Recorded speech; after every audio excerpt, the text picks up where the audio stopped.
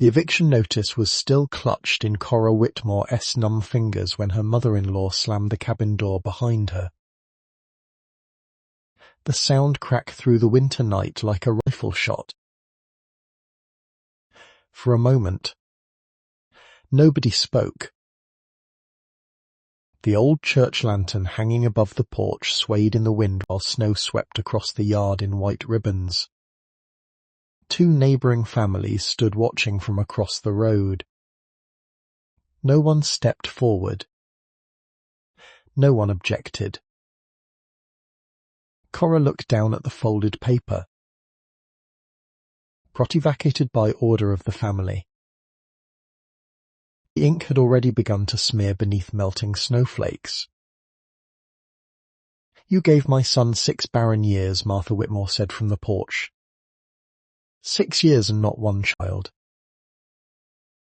Cora's throat tightened.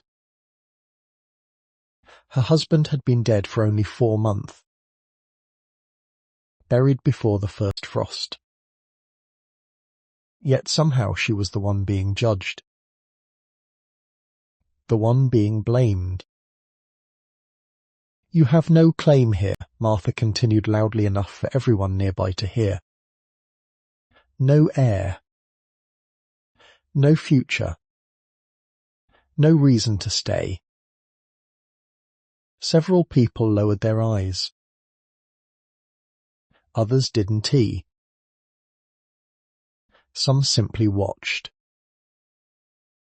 The humiliation burned worse than the cold. Cora could have argued.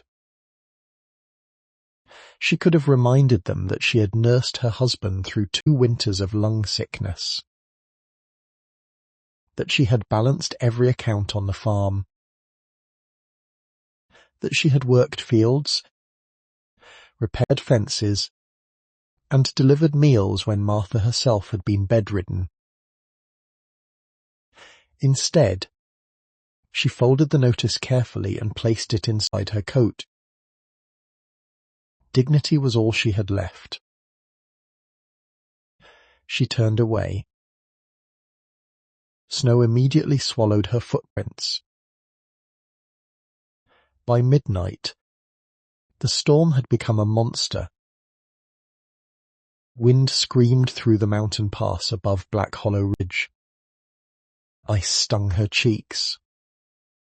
Her small wagon had already overturned in a drift, forcing her to continue on foot. She should have sought shelter. She knew it. But there was nowhere left to go. Then she heard it. A sound carried between gusts.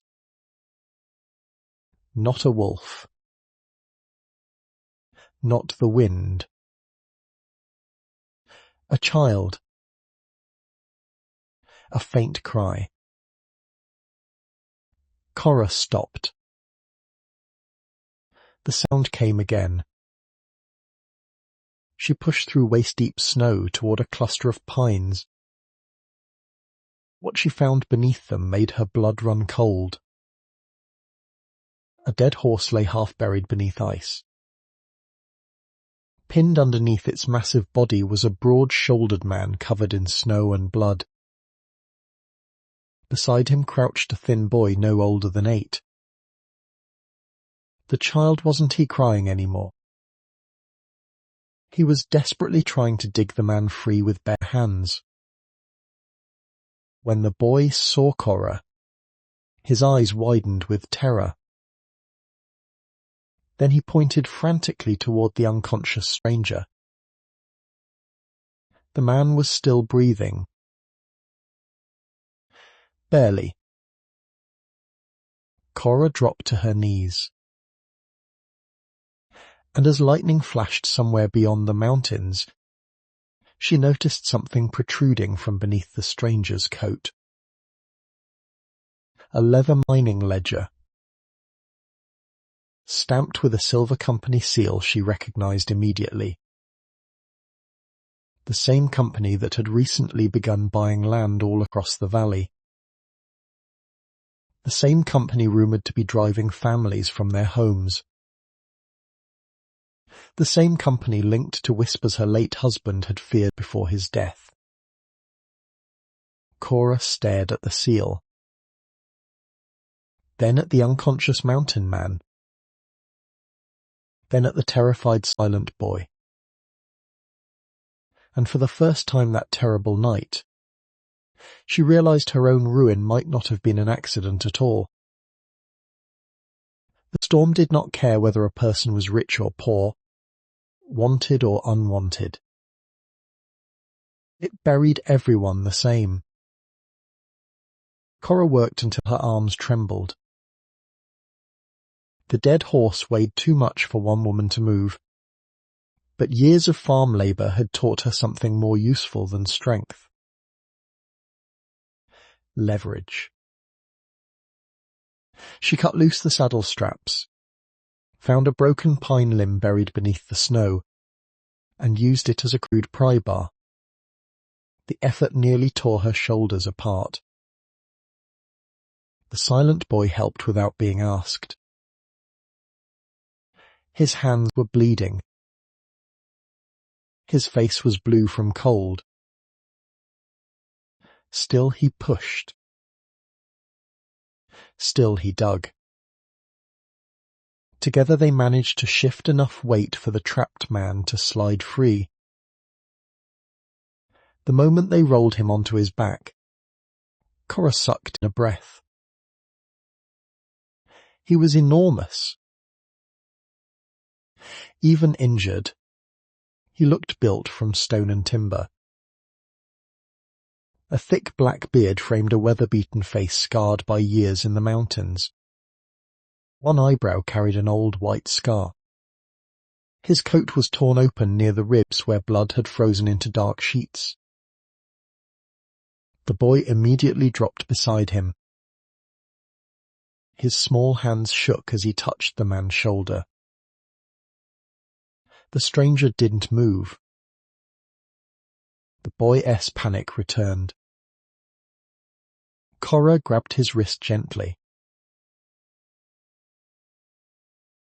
The child looked at her. Snow clung to his eyelashes. His eyes were full of fear. She pointed to herself. Then she pointed at him. The boy hesitated. Finally he tapped his chest, then pointed toward the unconscious man. A silent gesture. A relationship. Father. Cora nodded. The boy pointed at himself again, then used a finger to write a crooked T in the snow. Toby, she guessed. His eyes brightened immediately. He nodded. Cora swallowed. The child couldn't speak. Not a word. Yet somehow he had stayed beside his father through a mountain blizzard that could have killed grown men. The realization tightened something in her chest. Toby immediately pointed west. A direction. A destination. A cabin. At least, she hoped so. The problem was getting there. The stranger was unconscious and losing blood. Leaving him meant death. Moving him might kill him anyway. The choice lasted less than a second. Cora had already buried one husband. She wasn't burying another man tonight. Not if she could stop it. The journey took nearly 3 hours. 3 brutal, miserable hours. They fashioned a sled from broken branches and saddle leather. Cora pulled from the front. Toby pushed from behind. Several times she thought they would fail. Several times she nearly collapsed. The wind howled through the pass like wolves hunting prey. Yet somehow the lights finally appeared. A cabin. Large. Solid. Built against a rocky mountainside.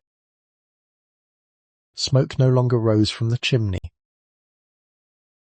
The fire inside had clearly died hours earlier. When they finally reached the porch, Cora could barely feel her legs. The door was T-locked. Inside, darkness greeted them. Then silence. The cabin was larger than she expected. A main room. A stone fireplace. Shelves stacked their Kepite mining equipment. Tools hanging in perfect order. Everything practical. Everything maintained. Nothing decorative. The home of a man who valued function over comfort. A home built for survival. She immediately lit a lamp. Then another. Then she hauled wood to the fireplace and started a blaze. The warmth felt miraculous. Toby remained beside his father the entire time.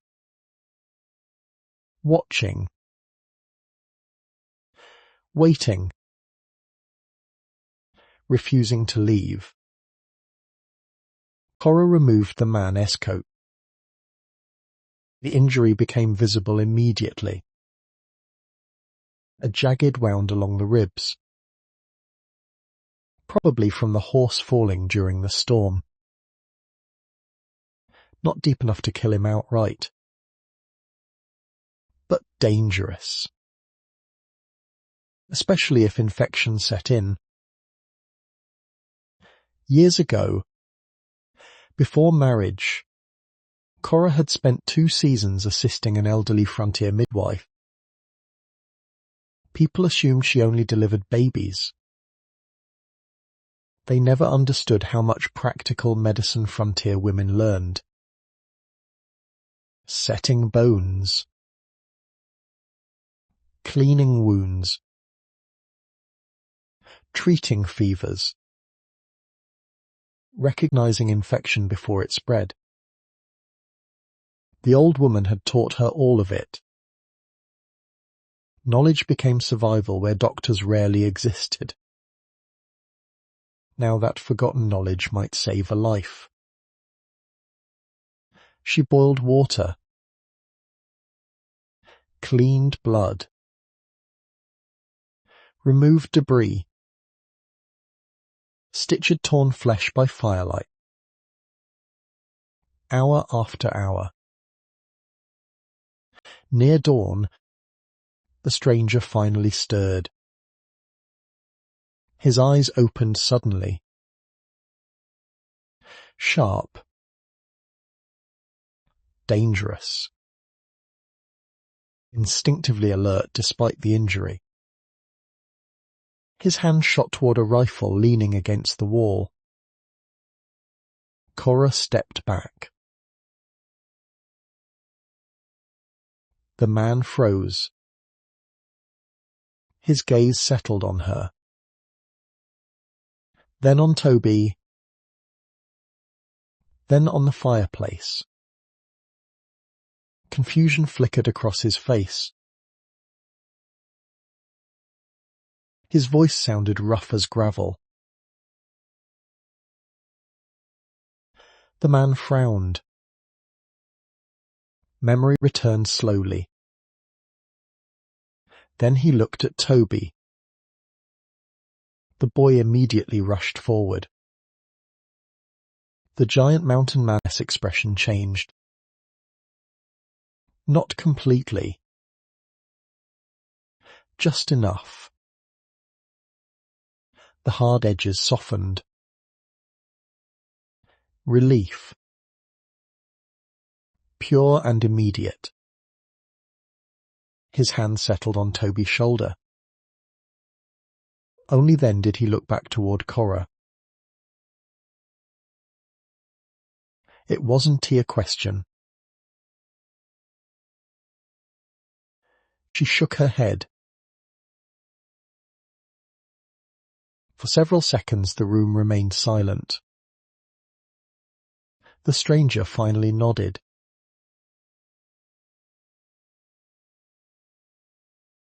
Something flashed briefly in his eyes when he heard the surname. Recognition.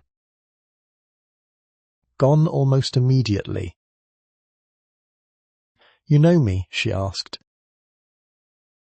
Nathaniel hesitated, then shook his head. But Cora wasn't convinced. Before she could press further, Nathaniel's attention shifted toward the folded paper protruding from her coat pocket. The eviction notice. His expression darkened.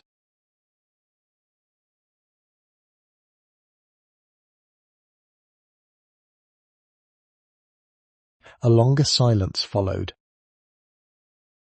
Nathaniel understood more than she said. Mountain people often did. Eventually he asked only one question. Cora looked toward the fire. Nathaniel leaned back carefully. The pain from his wound showed despite his efforts to hide it. Then he said something that surprised both her and Toby. Cora blinked.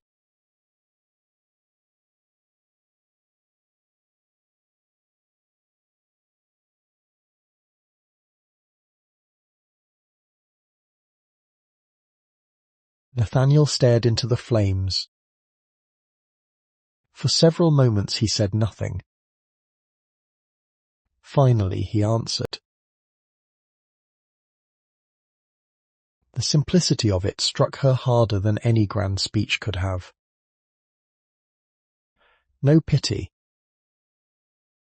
No conditions. No ownership.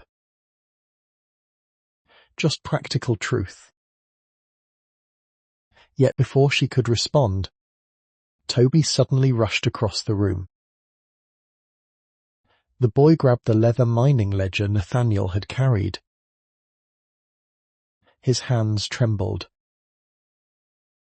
He flipped through several pages frantically.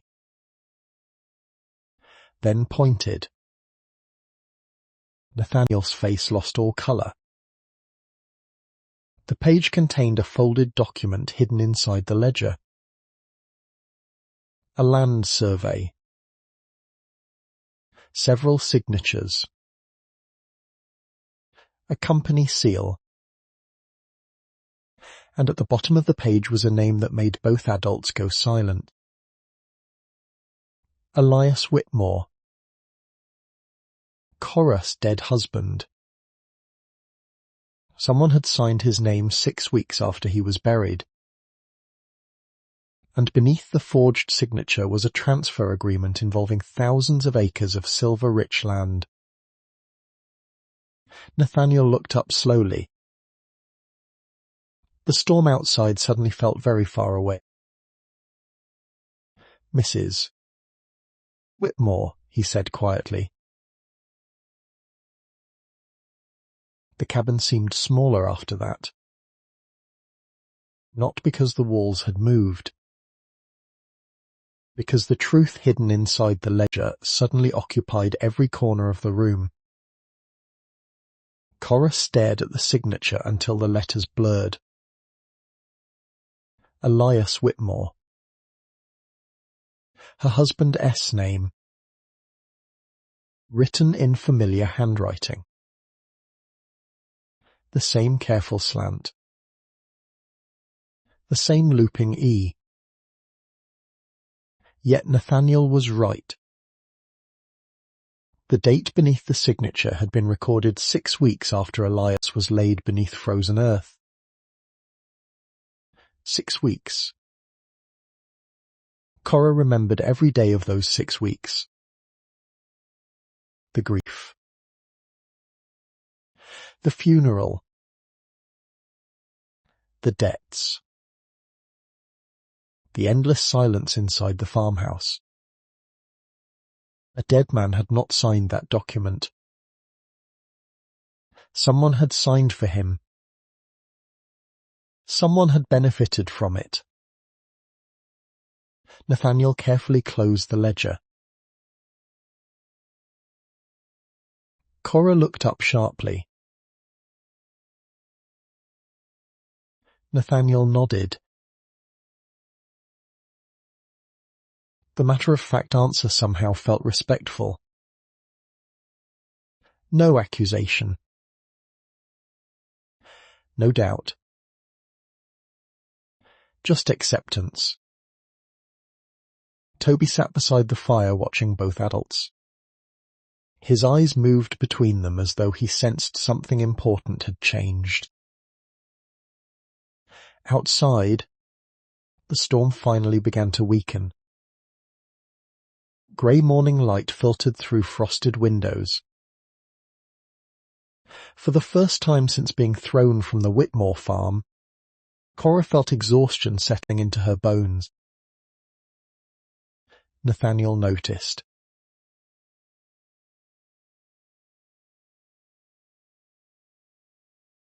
The mountain man S-tone carried the same firmness one might use while discussing weather or firewood. Simple. Unarguable. Cora opened her mouth. Then closed it. She was too tired to fight. The small guest room contained little more than a narrow bed, a washstand, and a wool blanket. Yet it felt warmer than any place she had slept in months. Before drifting off, she heard Nathaniel's low voice from the main room. Then silence. Then the faint scratching sound of Toby writing on a slate. Father and son. Still alive. Still together. The thought followed her into sleep. When she awoke, sunlight reflected from snow-covered mountains beyond the window. For several seconds she forgot where she was. Then memory returned.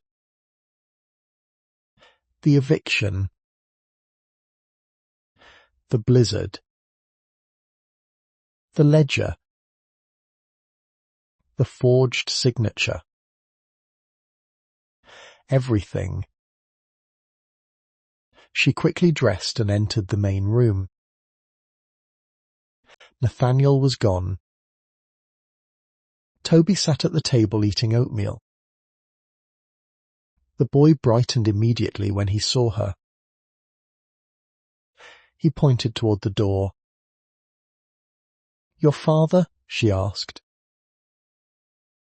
Toby nodded. Then made a chopping motion. Wood. Cora smiled. She joined him at the table. Only then did she notice how carefully the cabin had been arranged. Every tool hung in precise order. Every shelf organized. Every supply counted.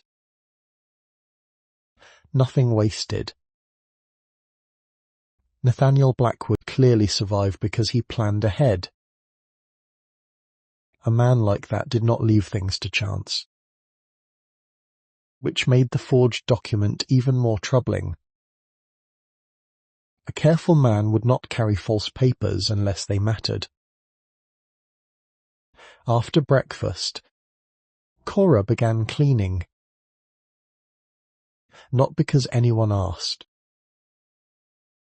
because work calmed her thoughts. By noon she had reorganized half the pantry. Several sacks of flour had absorbed moisture. A barrel of beans had been stored too close to an exterior wall. 2 crates of preserved apples showed early signs of spoilage. When Nathaniel finally returned carrying split firewood, he stopped inside the doorway. His gaze moved slowly across the room. The shelves, the pantry, the supplies. Then toward Cora.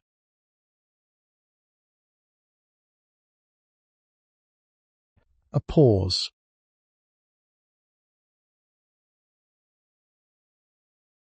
Nathaniel looked. The salt was indeed above the stove, protected from moisture, closer to daily use. His eyebrows lifted slightly. That tiny reaction felt oddly satisfying.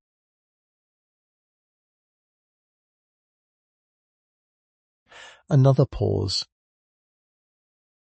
Then Nathaniel nodded once.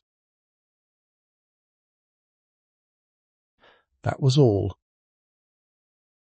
Yet Toby suddenly laughed. A strange sound. Small. Rusty. As though unused. The boy immediately clapped a hand over his mouth. His eyes widened. Nathaniel froze. So did Cora. The laugh had not been a word. Not even close. But it was a sound. An intentional sound. Nathaniel slowly crouched beside his son. The boy's cheeks turned red. He looked embarrassed. Then frightened. As if he had broken some invisible rule. Nathaniel squeezed his shoulder. A silent reassurance. Nothing more.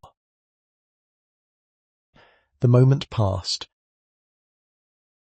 But Cora filed it away. Something about Toby's silence felt different than she initially assumed. Not illness. Not inability. Perhaps something deeper. Something emotional. Something tied to fear. That evening Nathaniel finally explained why he had been travelling through the storm. A mining claim. Several days north. Silver deposits recently discovered near an abandoned ridge. Nothing unusual. Until he mentioned the company.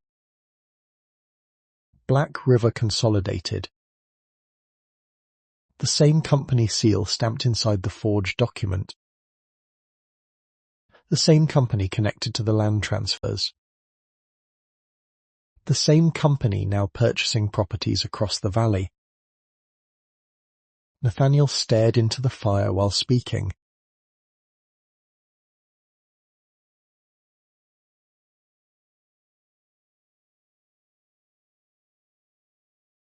The answer came instantly. Cora considered this. Nathaniel poked the fire. A silence followed. Then he looked toward the ledger. Cold prickled down Cora's spine.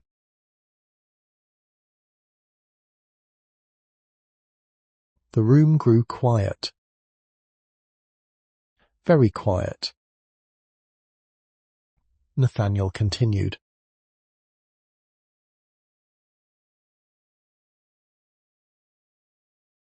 Cora felt her stomach tighten, because impossible things were already happening. A dead husband. A forged signature. An eviction. And now a company appearing behind all of it. She rose and walked toward the window. The mountains stood beneath the fading winter sun.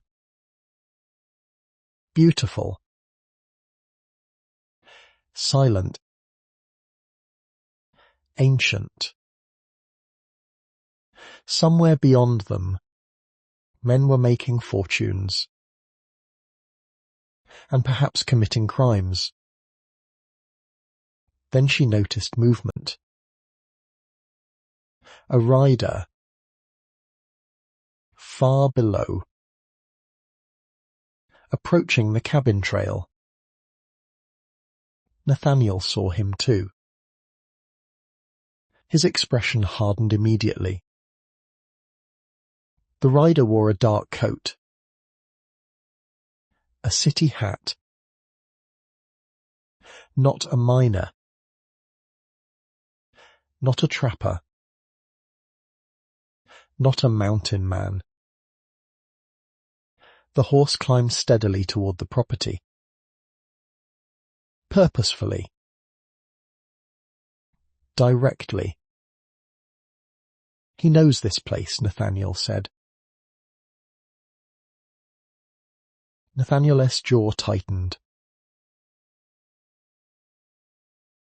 The rider continued upward. Closer. Closer. Until the afternoon light revealed his face. Cora's breath caught. She recognized him instantly. Thomas Avery. The lawyer who had handled Elias Whitmore's estate. The same lawyer who claimed there had been nothing left to inherit. The same lawyer who assured her every document was legitimate.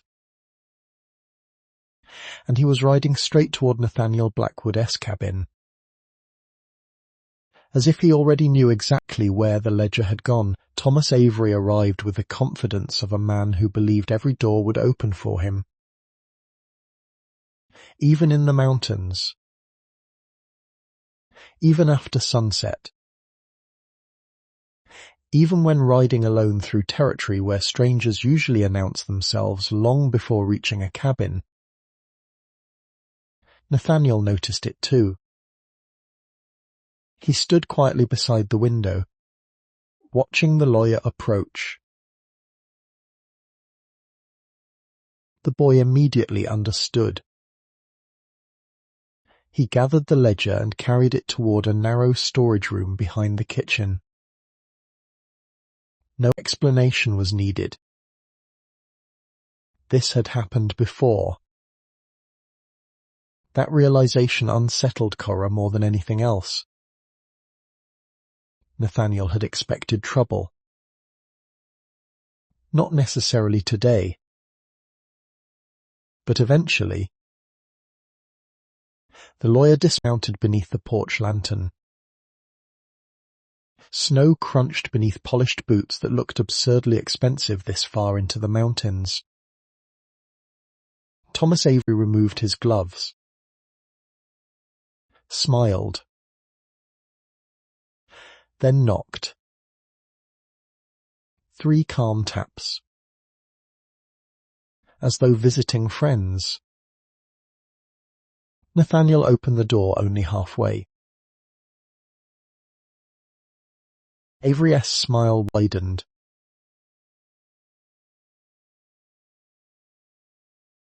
The lawyer's pleasant expression remained unchanged.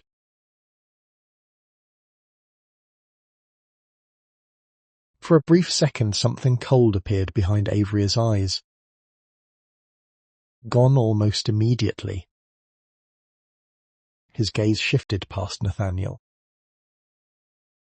Toward Cora. Recognition flashed. The lawyer recovered quickly. Mrs. Whitmore. Cora felt anger rise immediately. Not because he recognized her.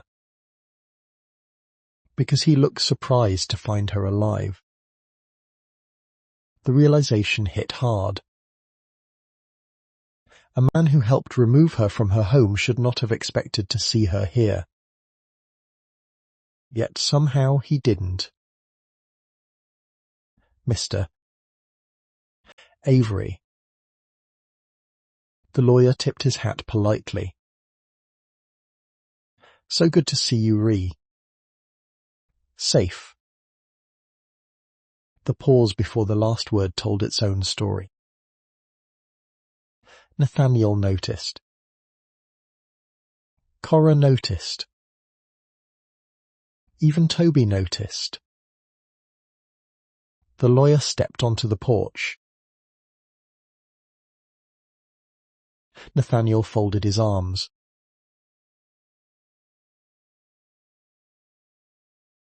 The answer came too quickly. Too prepared. Avery continued smiling.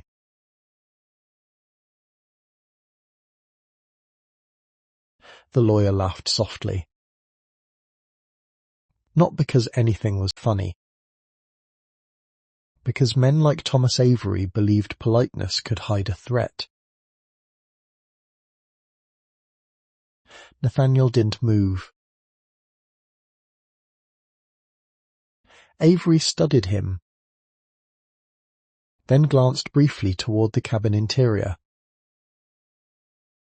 Calculating. Searching. Hunting. For several seconds nobody spoke. Finally the lawyer sighed. As it happens, Black River Consolidated is preparing several substantial investments in the valley. There it is, Nathaniel said. Avery's smile thinned slightly.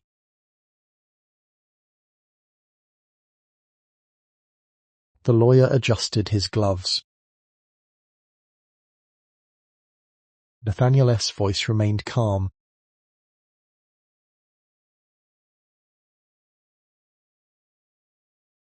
The silence that followed felt like a gun being cocked. Avery's eyes settled on Nathaniel, then slowly shifted toward Cora. For the first time, the lawyer's smile disappeared entirely. Only for a second. But it was enough. Because guilty people often reveal themselves when surprised. And Nathaniel had surprised him. Badly. The lawyer recovered. Nathaniel shrugged. The temperature between them seemed to drop 10 degrees. Eventually Avery stepped backward. The conversation was over. At least on the surface. But before leaving, he looked directly at Cora. Mrs. Whitmore. She met his gaze. If you discover anything unusual regarding your late husband's affairs, Mort strongly recommend bringing it directly to me. A warning disguised as advice. Nothing more. Nothing less. Then he mounted his horse and rode away. The moment he disappeared down the trail, Nathaniel shut the door. Neither spoke immediately. Outside, darkness settled across the mountains. Inside, the fire cracked softly. Finally Cora exhaled. Nathaniel nodded.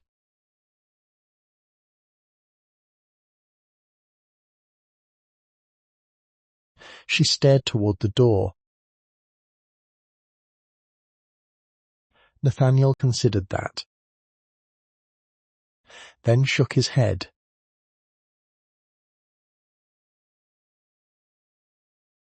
The mountain man looked toward the room where Toby had hidden the ledger. The difference mattered. Fear made people retreat. Desperation made them dangerous. That night none of them slept much. The next morning Nathaniel insisted they examine every page inside the ledger.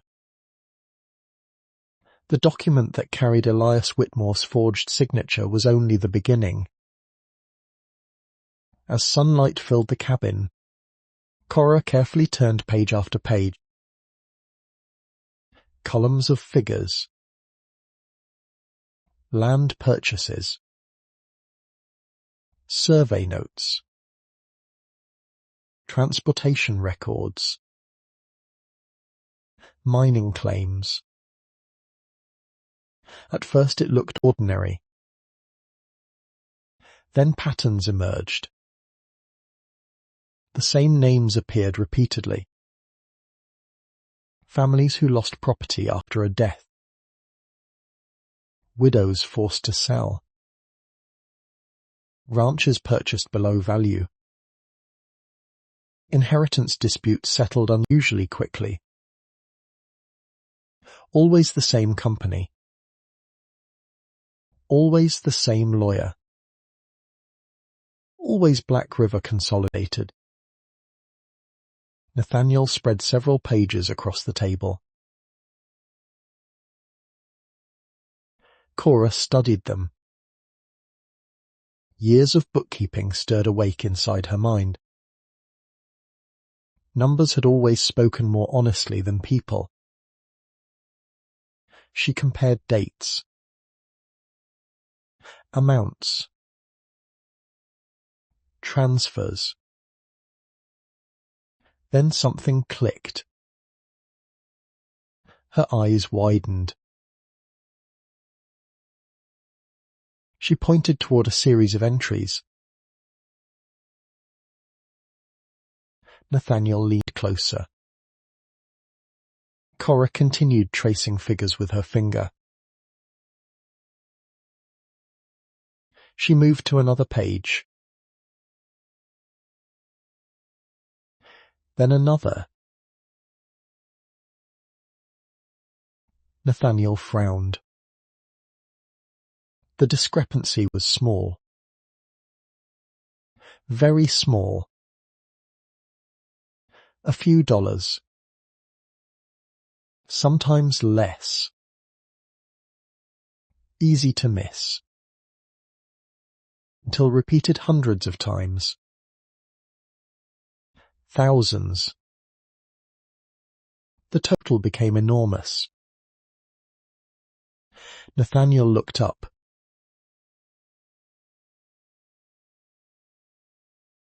Cora shook her head. She grabbed scrap paper. Started calculating. Nathaniel watched silently. Toby climbed onto a chair nearby. Curious. Minutes passed. Then 20. Then 30. Finally Cora set down the pencil. The room went quiet. "What is it?" Nathaniel asked. She looked at him.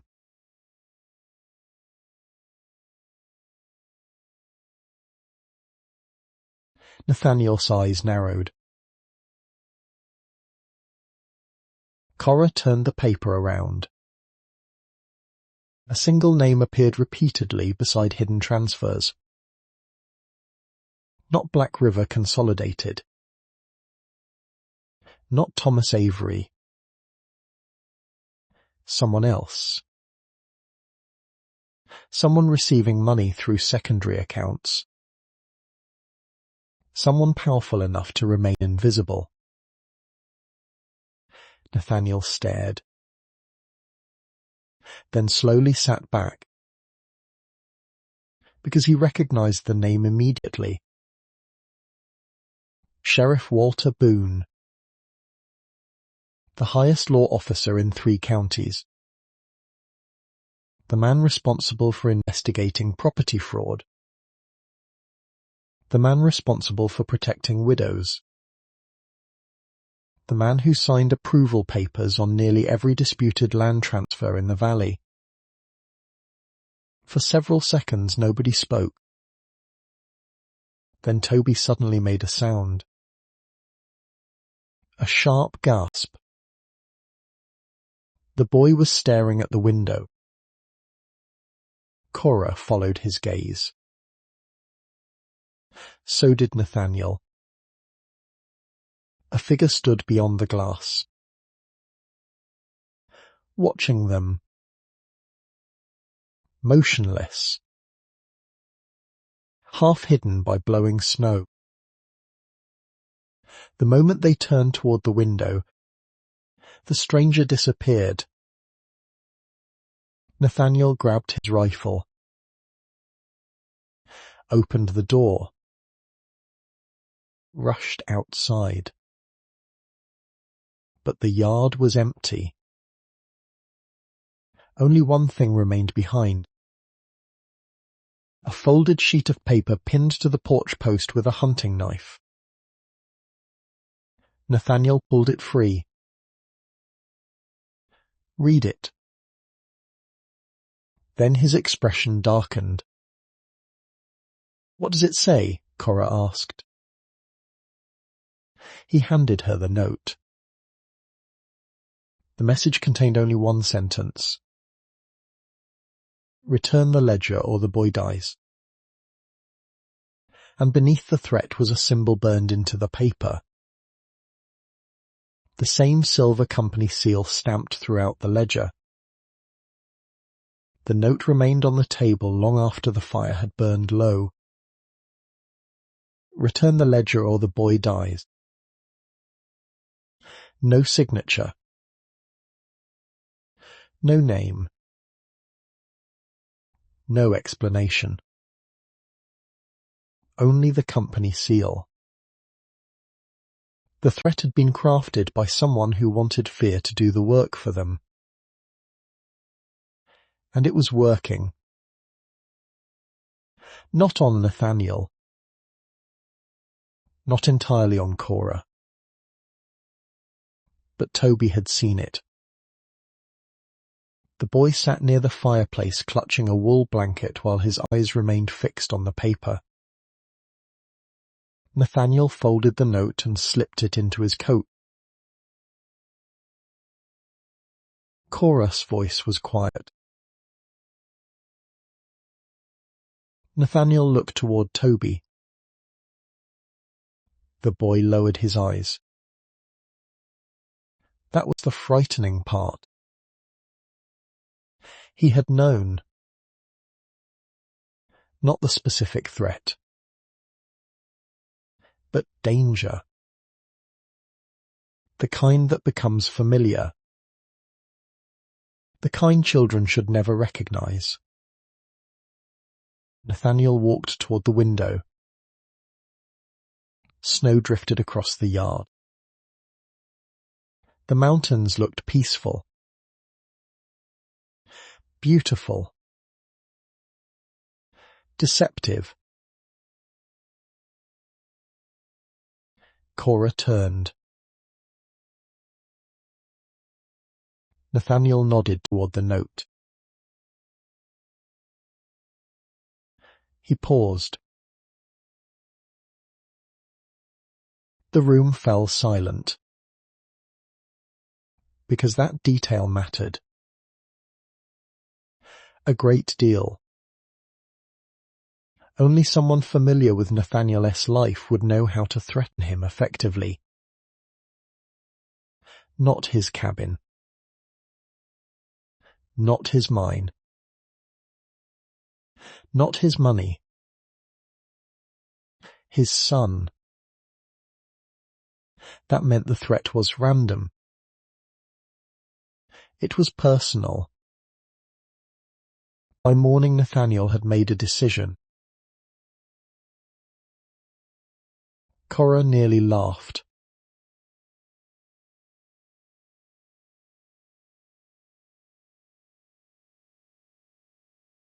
She folded her arms. Nathaniel considered this. Then nodded.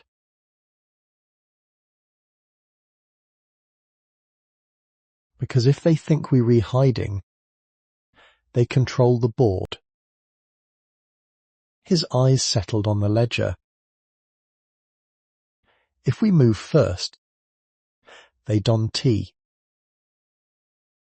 The answer sounded simple. Yet there was strategy beneath it. Nathaniel Blackwood was not merely stubborn. He understood pressure. Mining taught men to think that way. One wrong strike could collapse a tunnel. One wrong move could trap everyone underground. Sometimes survival meant forcing danger into the open. The journey into Black Hollow took most of the afternoon. Toby rode beside Nathaniel. Cora followed in a wagon carrying supplies. The ledger remained hidden beneath false boards Nathaniel had built into the wagon years earlier. A precaution that suddenly seemed wise. The town appeared gradually between snow-covered hills. Smoke rose from chimneys. Wagons crowded muddy streets. Church bells echoed across the valley. People moved through the afternoon carrying sacks, crates, tools, and gossip. A frontier town surviving another winter. At first glance, nothing seemed unusual. Cora noticed something she had missed before. Too many buildings carried Black River Consolidated signs. The company office. The warehouse. The supply depot. Even the new bank. Their influence spread through town like roots beneath soil. Invisible until someone started digging. The moment Cora stepped onto the boardwalk, conversation slowed. Heads turned. Whispers followed. Some people recognized her. The widow. The woman expelled from her home. The barren wife. The embarrassment. Months ago those looks would have wounded her. Now they only irritated her. Nathaniel noticed. He leaned slightly toward her.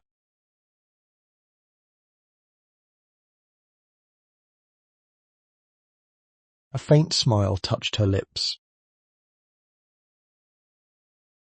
For the first time she heard something unexpected. A short sound. almost a laugh. Nathaniel. The expression vanished immediately. But she had seen it. So had Toby. The boy grinned. The moment felt strangely normal. Then it ended. Because Thomas Avery emerged from the bank. The lawyer stopped mid-step. Shock flashed across his face. Only briefly. Then the familiar smile returned. Polite. Controlled. False. Mrs. Whitmore. Mr. Avery. His eyes moved toward Nathaniel. Then Toby. Then back again. Calculating. Always calculating. No, Nathaniel said. The lawyer's smile tightened. Nathaniel stepped closer. Avery said nothing. Nathaniel continued. The boardwalk went silent. People nearby pretended not to listen, which meant they listened very carefully. Avery's face remained composed. Years in courtrooms had trained him well.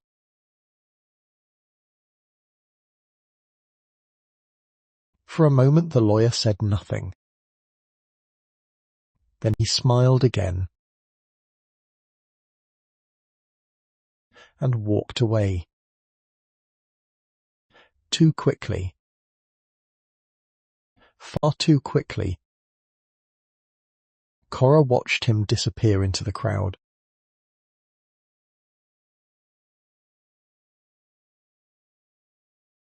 Nathaniel's gaze remained fixed on the lawyer's retreating figure.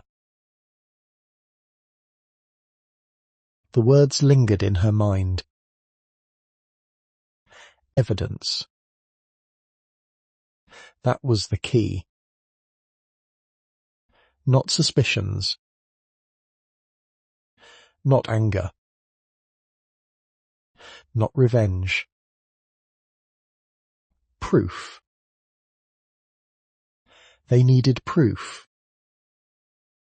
Several hours later they found their first real opportunity. It came from an unexpected source. An elderly widow named Margaret Hensley. Cora knew her slightly. Years earlier, Margaret's husband had owned one of the largest cattle properties in the valley. Now she lived alone above a general store. The woman greeted Cora warmly. Then noticed Nathaniel. Then Toby. Questions filled her eyes. But she asked none of them. Instead, she invited everyone inside. Tea warmed on the stove. Snow tapped softly against windows. The conversation remained ordinary until Nathaniel mentioned Black River Consolidated. Everything changed. Margaret's hands froze. The teacup rattled slightly. "You know something," Cora said. The widow looked toward the door. Then toward the windows. Checking. Making certain they were alone. Only then did she speak. Cora leaned forward.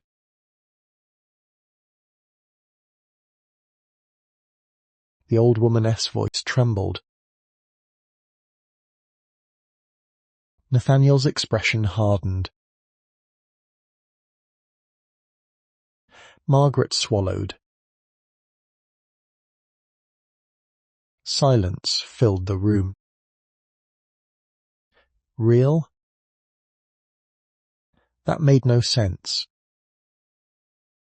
Nathaniel frowned.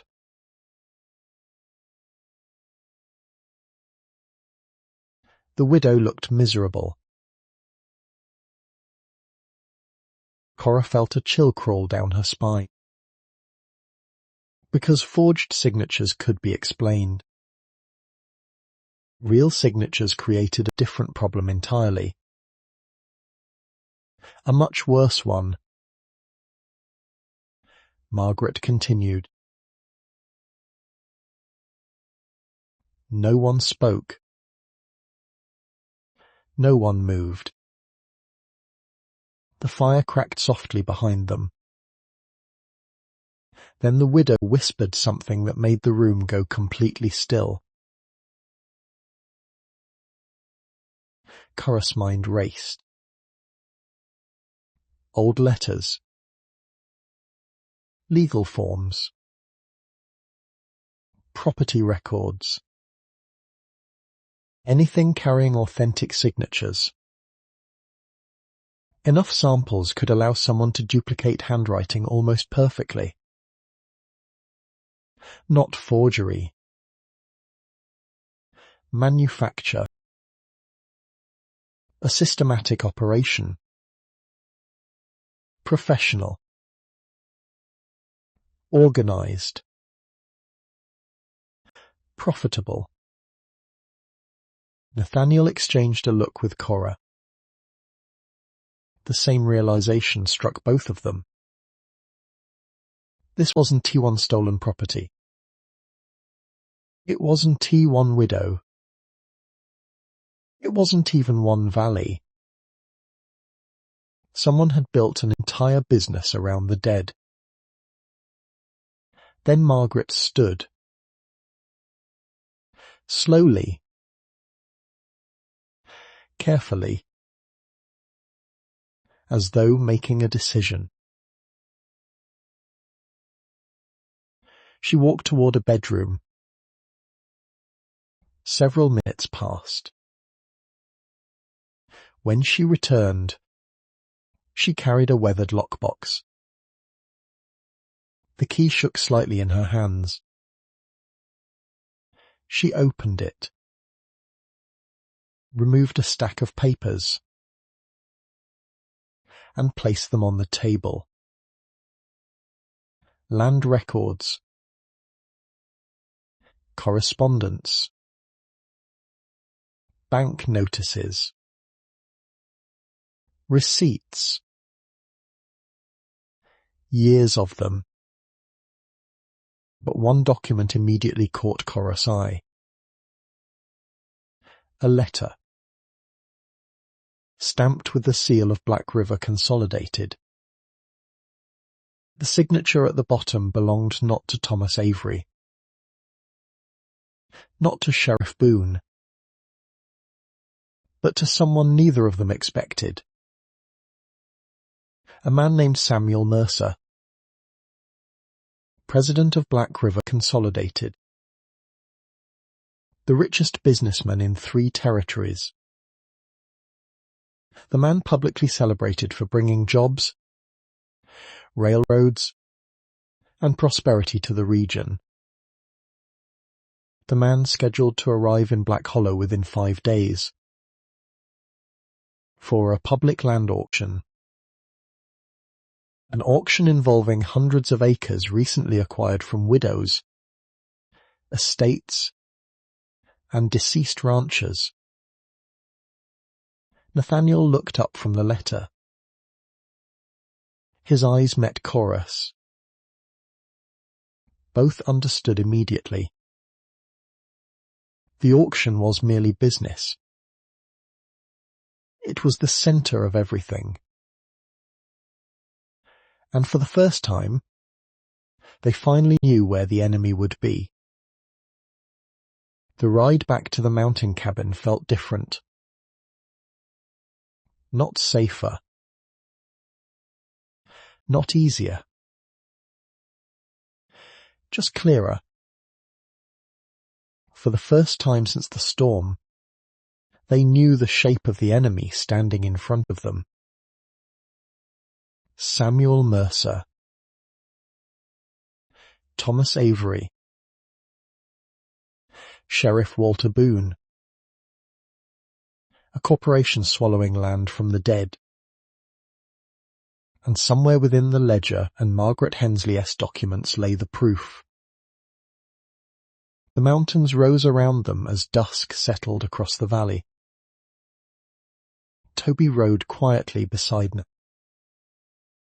The boy seemed calmer than before, perhaps because danger now had a face. Even children understood that uncertainty could be worse than fear. When they reached the cabin, Nathaniel immediately secured the horses. Cora carried the documents inside. Snow began falling again. Gentler this time. A steady curtain of white drifting across the mountains. The kind of snowfall that encouraged people to stay indoors. To talk. To remember. To reveal things they usually kept buried. The fire was already burning when Nathaniel entered. He removed his coat, then carefully locked the door. A small action. Yet Cora noticed it. He rarely locked anything. Not here. Not before. The threat against Toby had changed that. For several hours they worked through the papers. Margaret S. records filled important gaps. Names appeared repeatedly. Widows. Families. Properties. Transfers. Each connected somehow to Black River Consolidated. But something still felt wrong. Something hidden beneath the surface.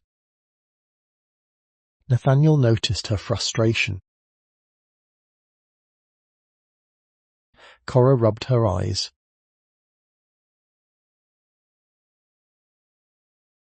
She tapped a series of entries. Nathaniel leaned closer.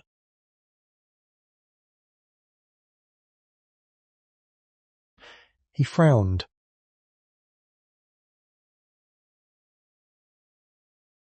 She pointed at a cattle ranch. Then a grazing tract. Then an abandoned claim. Nathaniel studied the figures. She was right. Not dramatically, but consistently. Enough to matter. Why would that be suspicious, he asked. The mountain man sat quietly, thinking. Then understanding dawned.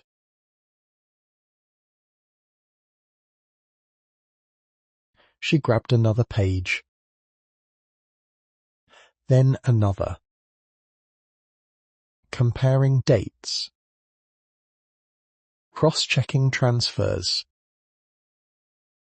Patterns slowly emerged. A trail. Not of stolen land. Of hidden money. The company wasn't merely acquiring property. It was moving enormous sums through those transactions.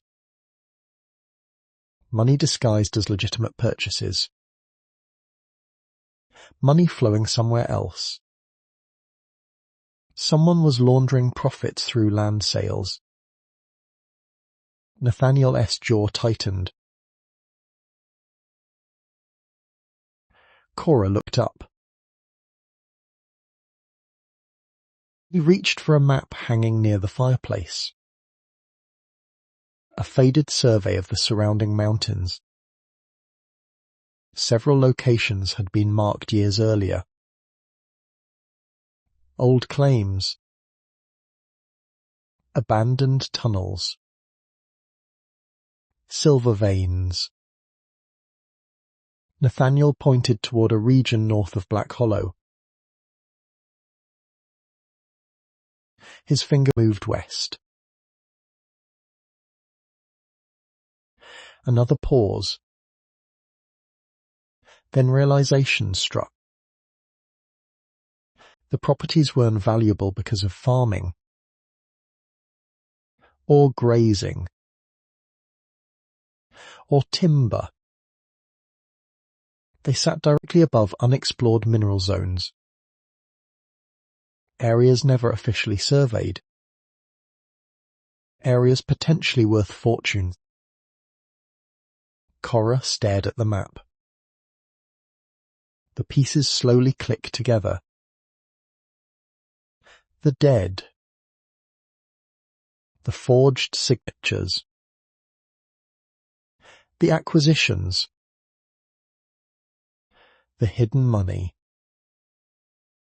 The company wasn't stealing land. It was stealing what lay beneath it. And if that was true, Samuel Mercer's operation was far larger than anyone imagined. Hours later, Toby fell asleep beside the fire. His blanket had slipped partially onto the floor. Nathaniel quietly adjusted it. The gesture was so natural Cora almost looked away. A father protecting his son. Nothing remarkable. Yet something about it lingered. Perhaps because she had spent years surrounded by people who treated affection like weakness. Nathaniel never spoke much. Never performed kindness. He simply did what needed doing. The same way he chopped wood. Or repaired fences. Or carried injured strangers through snowstorms. Cora realized she trusted him. The thought surprised her. Trust had become difficult after Elias died. After the eviction. After learning how easily respectable people could lie. Yet somehow this wounded mountain man had earned it without trying. Nathaniel settled into a chair across from her. The fire cast shifting shadows across the room. For a while neither spoke. The silence was too uncomfortable. Just quiet. Eventually Nathaniel broke it. The question caught her off guard. She looked toward the flames.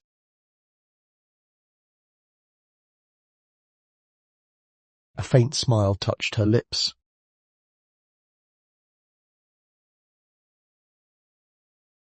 Nathaniel waited. Not pushing. Not demanding.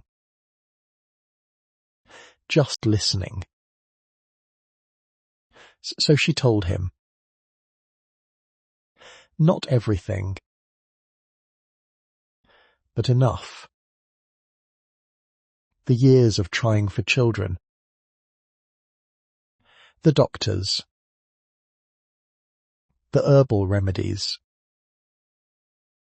The whispered judgments. The way people looked at her. As though womanhood itself depended on motherhood. the shame others assigned to her, the shame she eventually stopped accepting. When she finished, the cabin remained silent. Nathaniel stared into the fire, then said something simple. The words carried no pity, only truth. Cora swallowed. Nathaniel looked at her.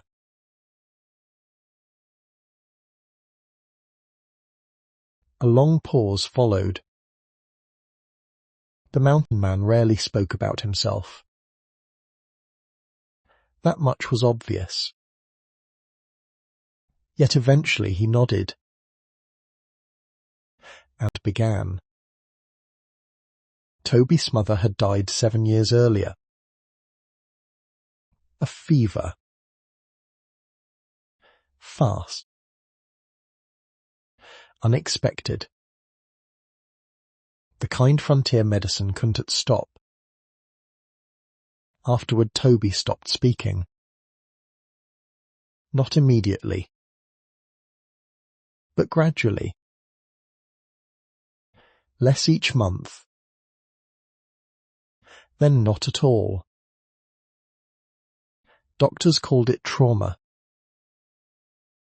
Preachers called it grief. Neighbours called it stubbornness. Nathaniel called it pain. And pain couldn't always be argued away. He understands everything, Nathaniel said quietly.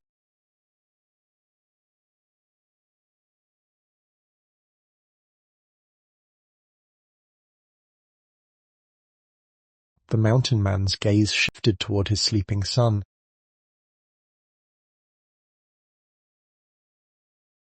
Nathaniel's answer came after several seconds. The words settled heavily between them. Because Cora understood more than he realized. Not the silence, but the waiting. The feeling that life had broken something important. And that healing required more than time. Outside, snow continued falling. Inside, the fire burned low. Neither noticed how late it had become. Neither noticed how close they now sat. The conversation drifted towards smaller things. Cabin repairs. Mining work. Winter stores. Normal subjects. Comfortable subjects. Until Cora remembered something. A detail. Small. Almost insignificant. She sat upright. Nathaniel noticed immediately.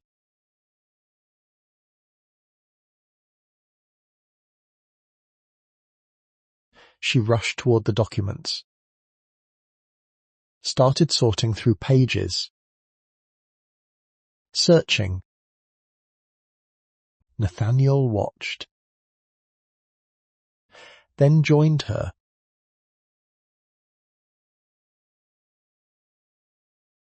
Minutes passed. Paper covered half the table. Finally, she found it. Nathaniel leaned closer. She pointed. One forged transfer. Then another. Then another. Every disputed property carried a signature dated after death. But each date shared something unusual. The transactions always occurred within 30 days of the owner-s burial. Never longer. Never shorter. Exactly 30 days or less. Nathaniel frowned. Because suddenly it mattered enormously. Cora looked up. The mountain man's eyes narrowed. Probate was the legal process used to settle estates. Property ownership. Inheritance. Outstanding debts. Everything. Without probate, ownership remained uncertain. Risky. Complicated. Someone knows exactly when people die, Cora whispered. Nathaniel's expression hardened. Because now he understood. The company was to discovering deaths afterward. They were preparing beforehand. Predicting them. Tracking them. Possibly even influencing them. A terrible possibility settled over the room. One neither wanted to say aloud. Then Toby suddenly cried out. A sound. Clear. Sharp. Startled. Both adults turned instantly. The boy sat upright in bed. His face pale. His eyes wide with terror. He pointed toward the window. Nathaniel crossed the room immediately. So did Cora. The curtains moved slightly. The window wasn't broken. But something had been left outside. A small wooden box. Placed directly beneath the glass. Nathaniel retrieved it cautiously. Brought it inside. Opened the lid. The contents made his face drain of colour. Cora stepped closer. Inside lay an old silver pocket watch. Weathered. Scratched. Recognizable. Nathaniel whispered a single name. Cora looked at him.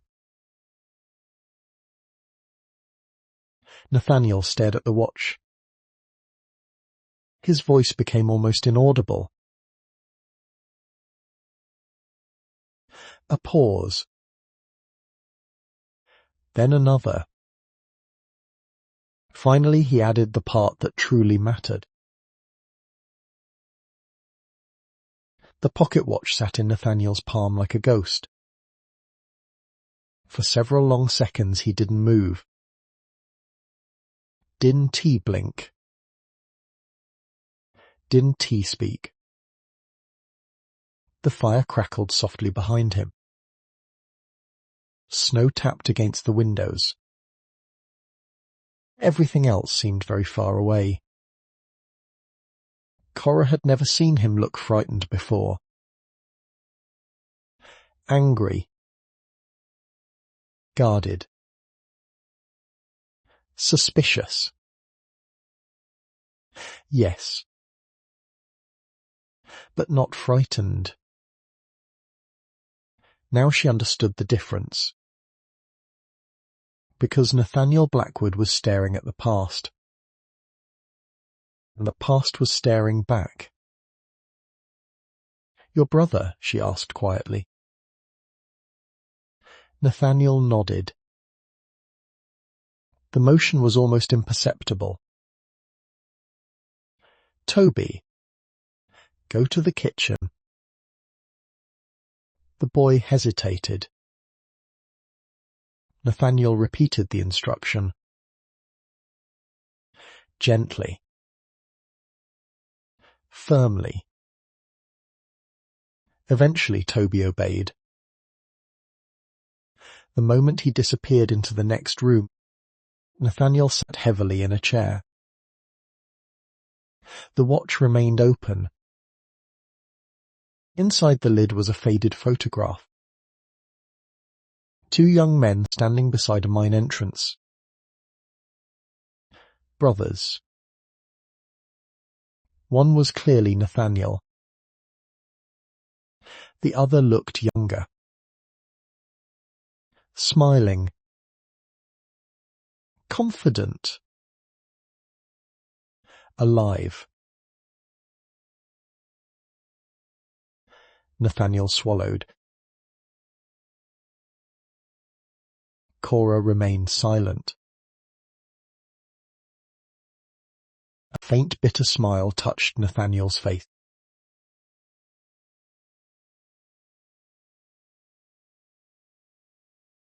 The answer hung in the air. Nathaniel looked down at the watch.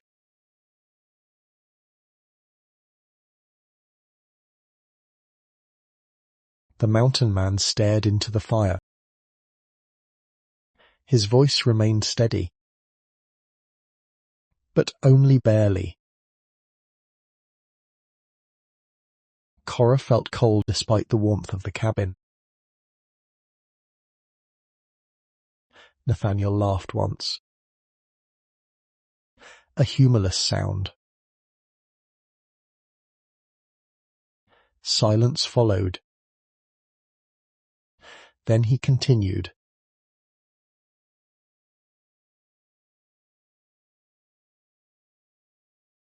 His jaw tightened. Always accidents. The phrase echoed inside the room. Nathaniel leaned forward.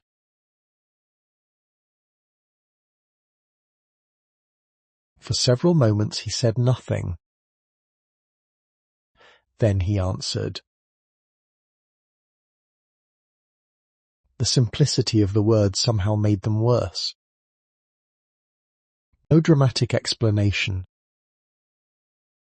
No heroic last stand. Just gone. One day present. The next day gone. Nathaniel continued. The mountain man rarely showed emotion. Yet now Cora could hear it beneath every word. The grief. The guilt. The anger. A pause. Another pause. The cabin fell silent. Outside the wind shifted through the trees. Inside, Cora finally understood something important. Nathaniel hadn't merely distrusted Black River Consolidated. He had been fighting them for years. Alone. The pocket watch changed everything. Because whoever left it outside knew exactly what it meant. It wasn't a threat. Not entirely. It was a message. We know who you are. We know what you lost. And we can still reach you. Cora picked up the watch carefully. Examined it. Years of handling records and household accounts had taught her to notice details. Tiny details. the kind others overlooked. Immediately something caught her attention. He looked up.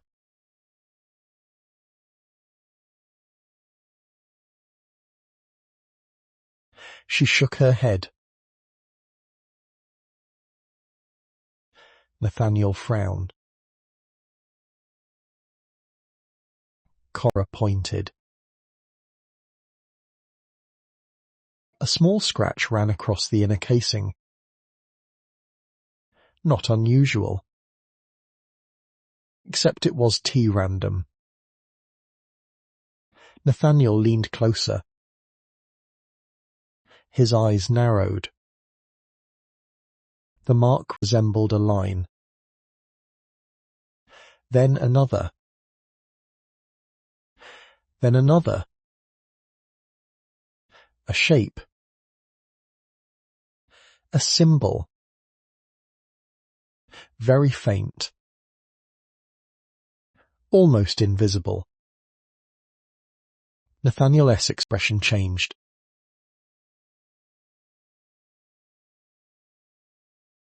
He took the watch.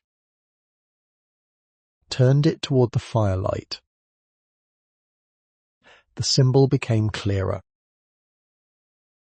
A survey marker. Used by land engineers. Not miners. Surveyors. Daniel had carved it intentionally. A message hidden inside the watch. Nathaniel stood immediately. His chair scraped across the floor. He answer. Instead he crossed the room and grabbed a rolled map from a shelf. The same mountain survey map.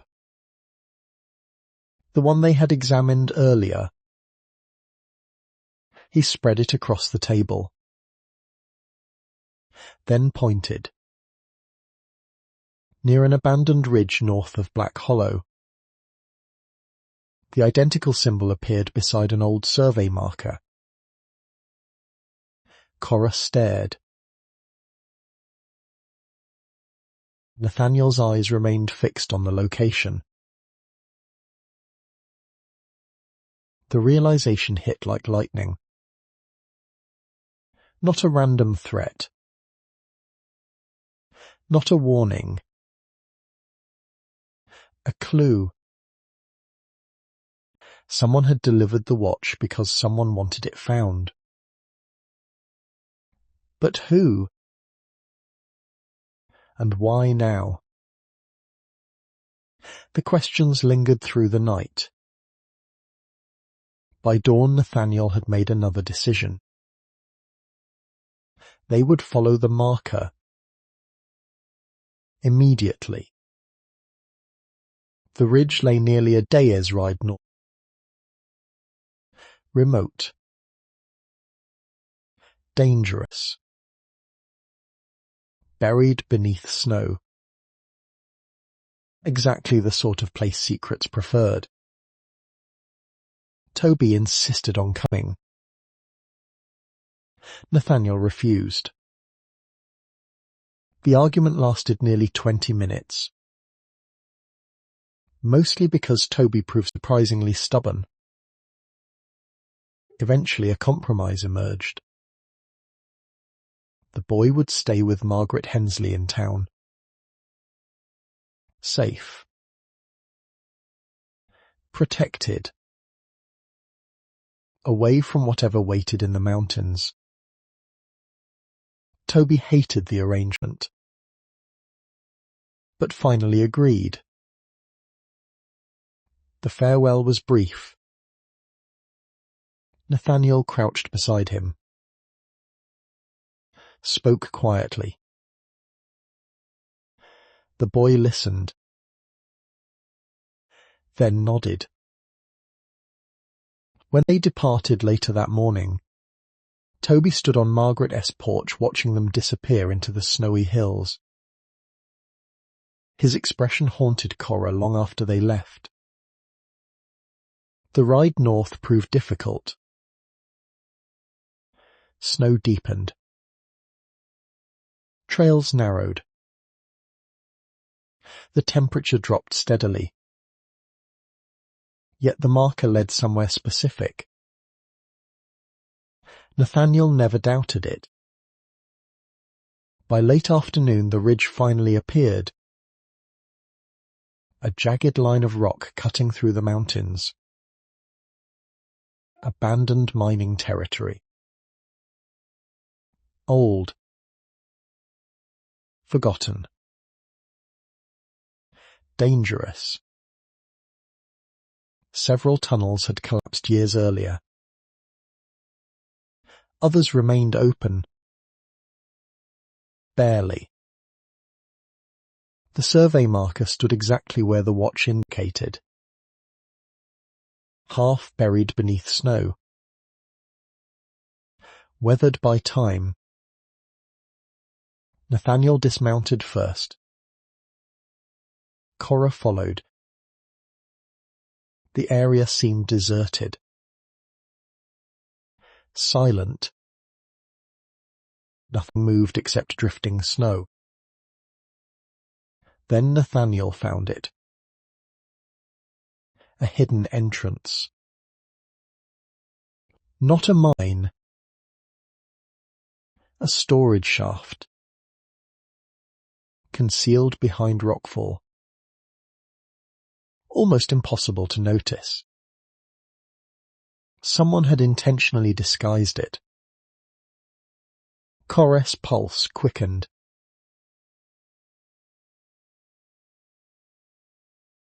Nathaniel lit a lantern. Together they entered. The tunnel stretched deep beneath the mountain. Cold air flowed upward from darkness below. The deeper they travelled, the stranger things became. Wooden supports appeared surprisingly new. Recent. Not abandoned. Used. Nathaniel noticed it too. Then they reached the chamber. Both stopped. Rows of crates filled the cavern. Dozens of them. Maybe hundreds. Stamped with Black River Consolidated markings. But silver ore wasn't stored inside. Nor mining tools. Nor equipment. Nathaniel pried open the nearest crate. His expression hardened instantly. He stepped aside. Cora looked inside. And felt her breath catch. Documents. Thousands of documents. Land deeds. Inheritance records.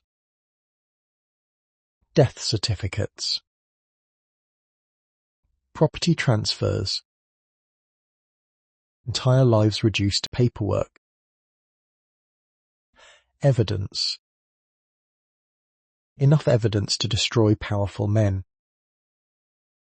Enough evidence to explain every stolen ranch. Every forged signature. Every suspicious death. The cavern was to warehouse. It was an archive. A hidden archive. And then Cora noticed something else. A ledger. Separate from the others. Larger. Newer. She opened it.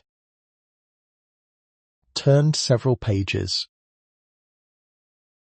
Then froze. Her eyes widened.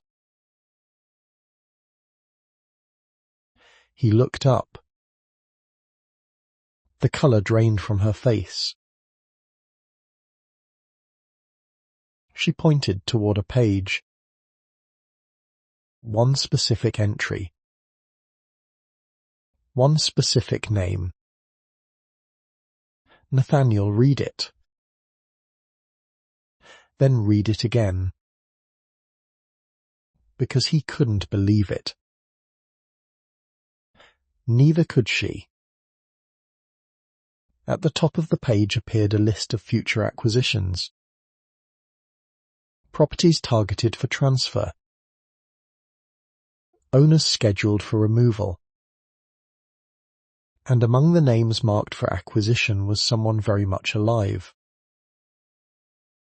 Nathaniel Blackwood. Beneath his name, in neat black ink, was a date. A date exactly 3 weeks away. The date the company expected him to die. For several seconds neither of them moved. The lantern flame flickered. The cavern remained silent. And yet the page in front of them seemed louder than a gunshot. Nathaniel Blackwood. Target acquisition schedule. Expected transfer date, March. Status, pending. Removal authorized. Cora, read the line 3 times. Then 4. It didn't change. The words remained exactly where they were. Cold. Deliberate. Professional. As though a human life could be entered into a ledger the same way someone recorded livestock or freight. Nathaniel's face became unreadable. That frightened her more than anger would have. Because anger meant emotion. This was something else. A man confronting proof that his death had already been planned by strangers. Carefully. Methodically. Months in advance. Cora turned another page. The names continued. Widows. Ranchers. Landowners. Miners.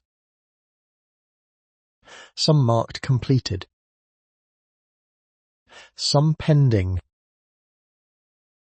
Some under review. Beside each entry sat notes. Debts. Property values. Family circumstances. Potential obstacles. The company had built dossiers. Entire lives reduced to business opportunities. Nathaniel slowly closed the ledger. The urgency in his voice was immediate. Not panic. Calculation. Survival. Cora understood at once. If this archive existed, then someone protected it. And if someone had delivered Daniel's watch, there was no guarantee they were helping. They might simply be moving pieces on a board. Using them. Manipulating them. The realization had barely formed when Nathaniel suddenly grabbed her arm. She dropped instantly. A gunshot exploded through the cavern. Wood splintered above her head. The lantern swung violently. Darkness and shadows crashed together. Another shot echoed from the tunnel entrance.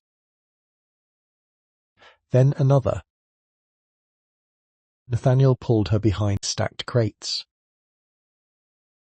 The smell of gunpowder spread through the underground chamber. For one terrible moment neither spoke. Both listened. Boots. Someone was entering. More than one person. Nathaniel checked his rifle.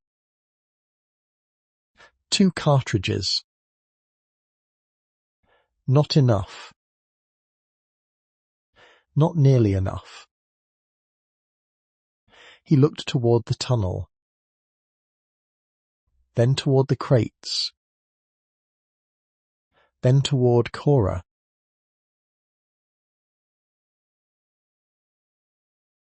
His gaze hardened.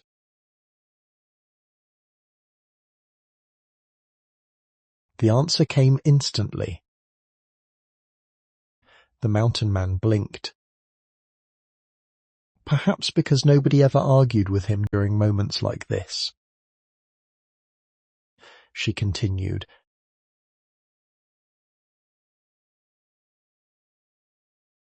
If we split, they'll follow you. Nathaniel opened his mouth. Then stopped. Because she was right. The ledger listing his planned death changed everything. He was to merely a witness.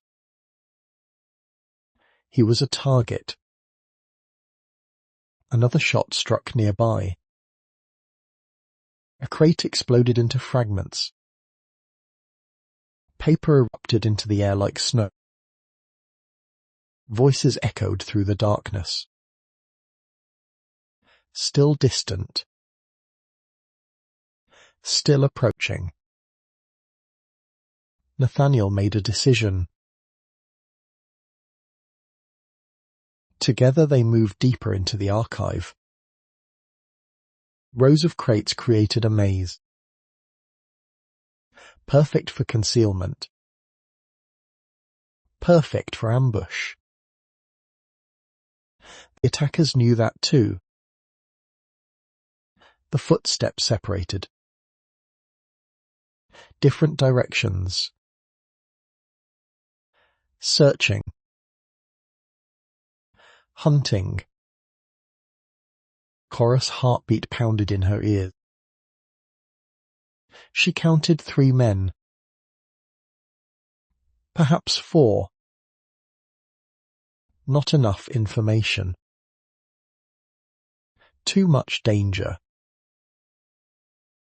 Then they reached the rear of the cavern. A dead end. Or so it appeared. Nathaniel suddenly stopped beside a support beam. His lantern illuminated old survey markings carved into stone. The same symbol from Daniel S. Watch. Hope flickered.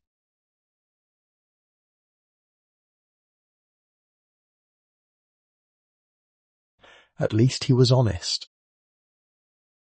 Nathaniel examined the rock wall, then struck it with the rifle butt. The sound changed. Hollow. A hidden passage. The mountain man immediately began pulling loose boards away. Rotten timber collapsed. Cold air rushed through the opening. A narrow tunnel emerged beyond. Natural. Ancient. Barely large enough for a person. Another gunshot echoed behind them. Closer now. Much closer. Nathaniel shoved the ledger into Cora's hands.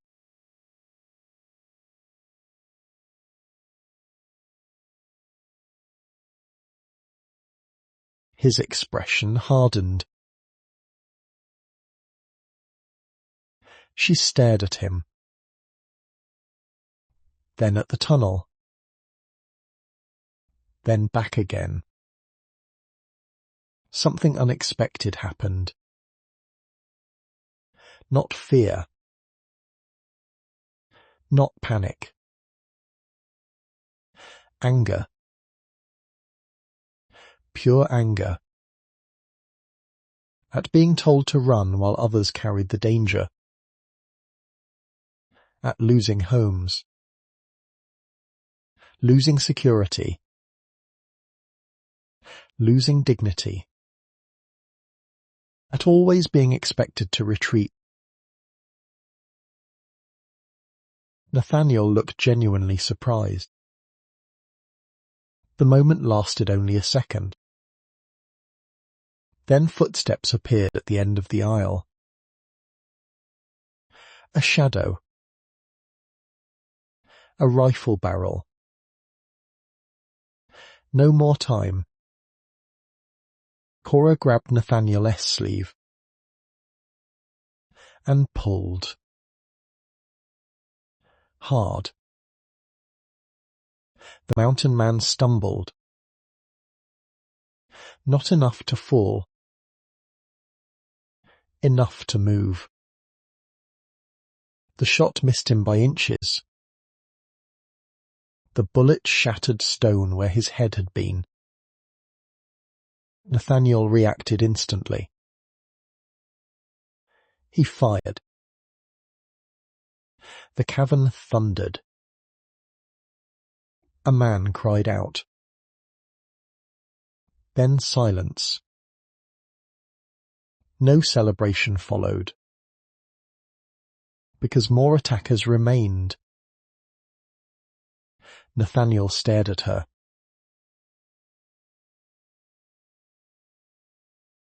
A strange look crossed his face, then disappeared. This time they entered the tunnel together. The passage twisted through darkness. Narrow. Steep. Treacherous. Several times they nearly slipped. Several times they heard voices behind them. The pursuit continued. Relentless. Eventually faint daylight appeared ahead. They emerged onto a mountainside overlooking a frozen valley. The sight should have felt like freedom. Instead, it revealed another problem. A storm. A serious one. Dark clouds rolled across the peaks. Wind already gathered strength. Nathaniel looked skyward. His expression tightened. Cora followed his gaze. The mountains knew no mercy. Within hours visibility would disappear entirely. The attackers would lose the trail. But so would they. Still carrying the evidence. Still carrying the ledger. Still hunted. They pushed onward.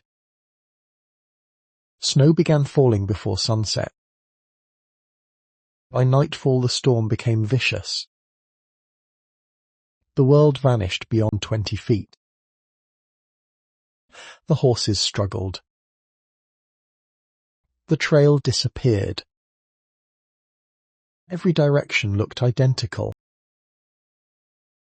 Several times Nathaniel stopped to verify their bearings. Each time uncertainty grew. Then disaster struck. One of the horses slipped crossing an icy ridge. The animal screamed. The sound vanished beneath the wind. The next moment horse and rider disappeared. Cora's heart stopped. The darkness swallowed everything. For a horrifying second there was no answer. No movement. Nothing. Then a voice emerged from below. Relief nearly buckled her knees. She scrambled down carefully. The horse had fallen into a narrow ravine. Nathaniel was alive. Barely. The animal wasn't he. Its leg had shattered. The injury was hopeless. Nathaniel knew it immediately. So did Cora. A difficult decision followed. One frontier people understood all too well. The horse couldn't survive. Nathaniel ended its suffering quickly. Afterward neither spoke. The storm seemed even colder.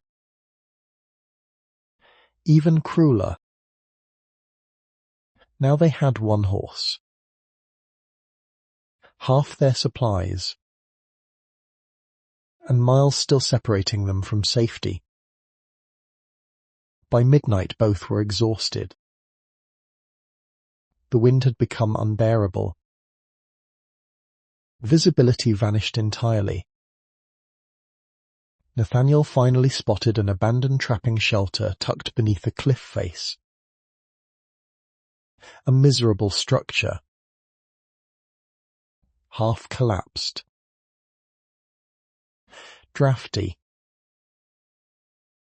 Tiny. Yet it was shelter.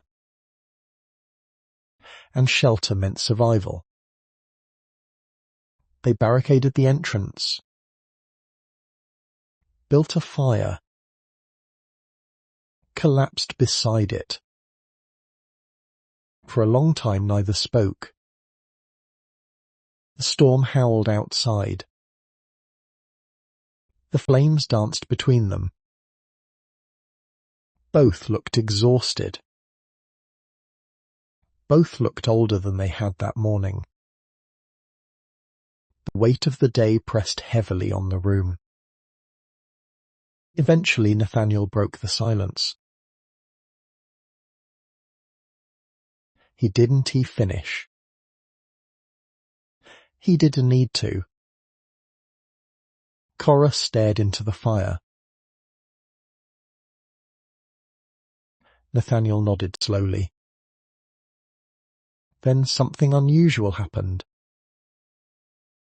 The mountain man smiled. Not the faint, almost smile she had seen before. A real one. Small. Tired. Honest. The sight warmed her more than the fire. For a moment neither looked away. The distance between them felt different now. Not smaller. Stronger. Built through trust. Built through survival. Built through choosing Evict other when danger offered easier options. Then Nathaniel reached into his coat. Removed a folded paper. Cora frowned. The mountain man stared at it for several seconds. Almost reluctantly. Then handed it over. She unfolded the page. Her breath caught. It was a company document.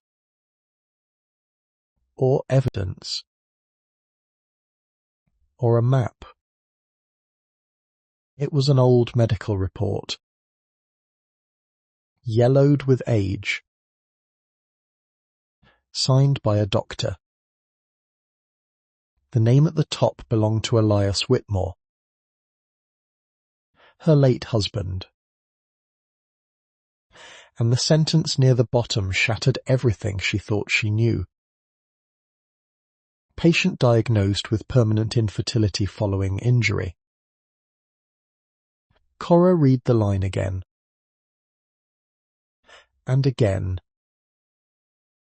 The fire crackled softly. The storm raged outside. But all she could hear was her own heartbeat. Because the report proved something impossible.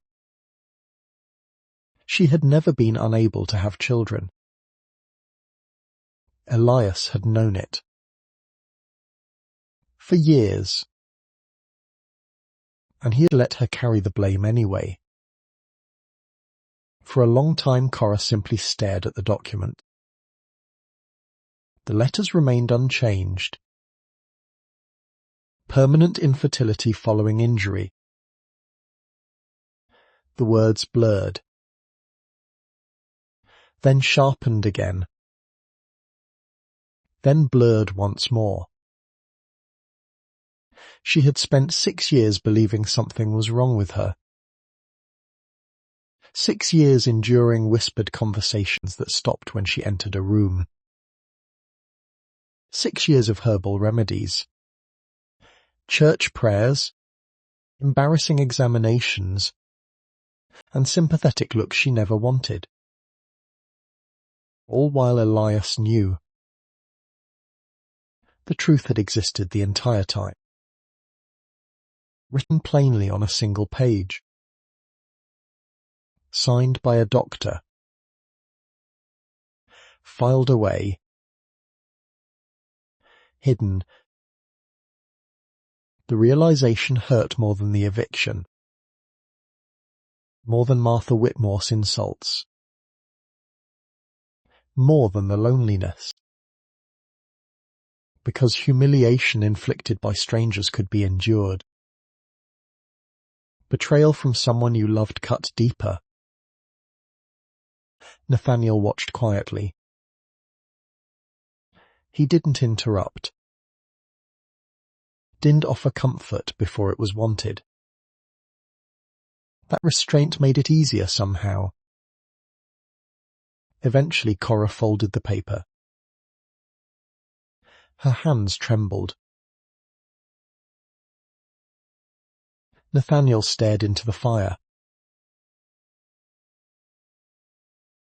She looked up sharply. He nodded. The answer confused her. Nathaniel explained. Years earlier, Daniel had begun collecting records connected to suspicious property transfers. Medical reports. Estate documents.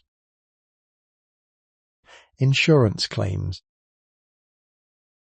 Anything that seemed relevant. The infertility report had appeared among those files. At the time, Nathaniel hadn't understood why his brother kept it. Now the reason seemed painfully obvious. Someone had been using private information to manipulate inheritances. Families. Marriages. Entire lives. Cora looked back at the document. Nathaniel said nothing. This time the words emerged as a whisper. Not a question. Not uncertainty. Fact. The truth settled heavily inside her. A memory surfaced. Then another. Then another. Moments that had seemed meaningless before. Elias refusing further medical examinations. Elias insisting they stop consulting doctors. Elias growing defensive whenever children became part of conversation. At the time she interpreted it as shared disappointment. Now she saw something else. Shame. Fear. Perhaps guilt. The possibility complicated her anger. Because despite everything, she had loved him. And love rarely disappeared neatly. The fire crackled. Snow hammered the shelter roof. Neither spoke for several minutes. Then Nathaniel surprised her.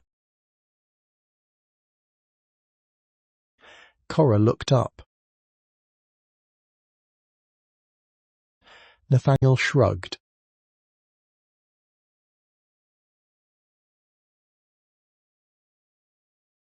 The mountain man poked the fire. The observation sounded personal. Cora noticed. She studied him. Nathaniel's gaze remained fixed on the flames. A long silence followed. Then he nodded once. Something about that admission lingered.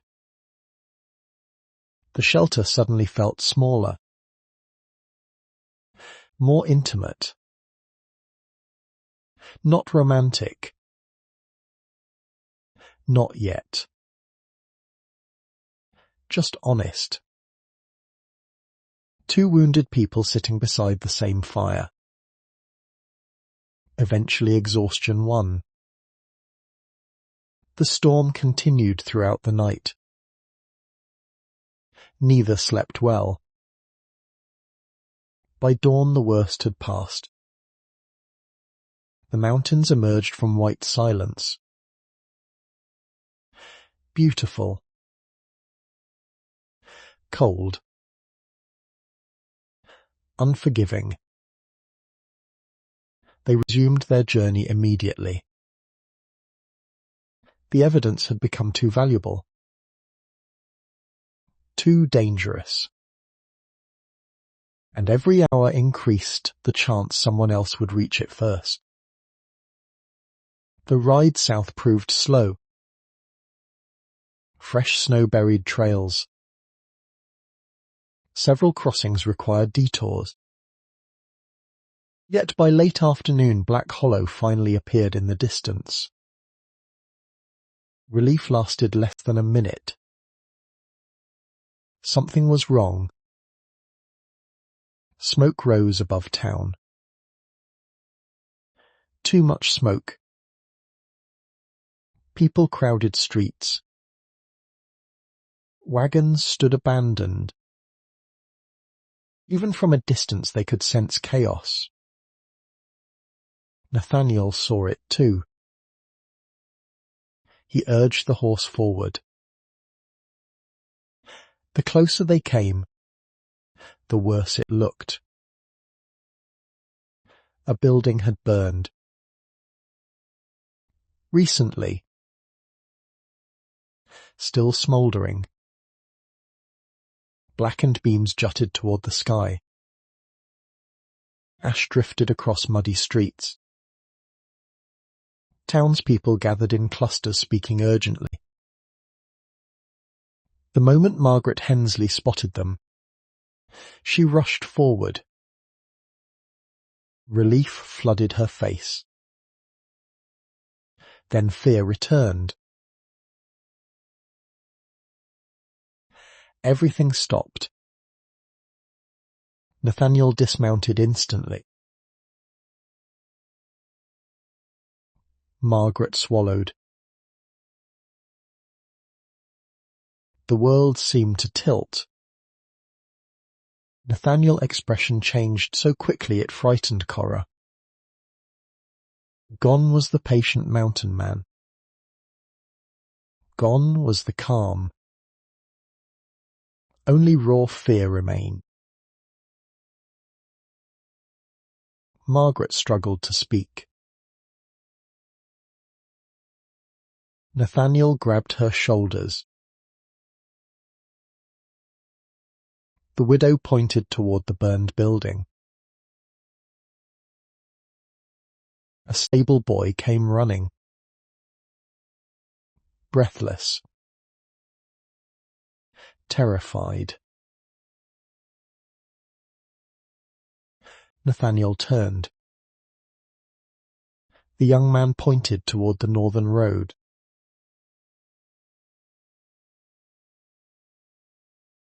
The boy hesitated,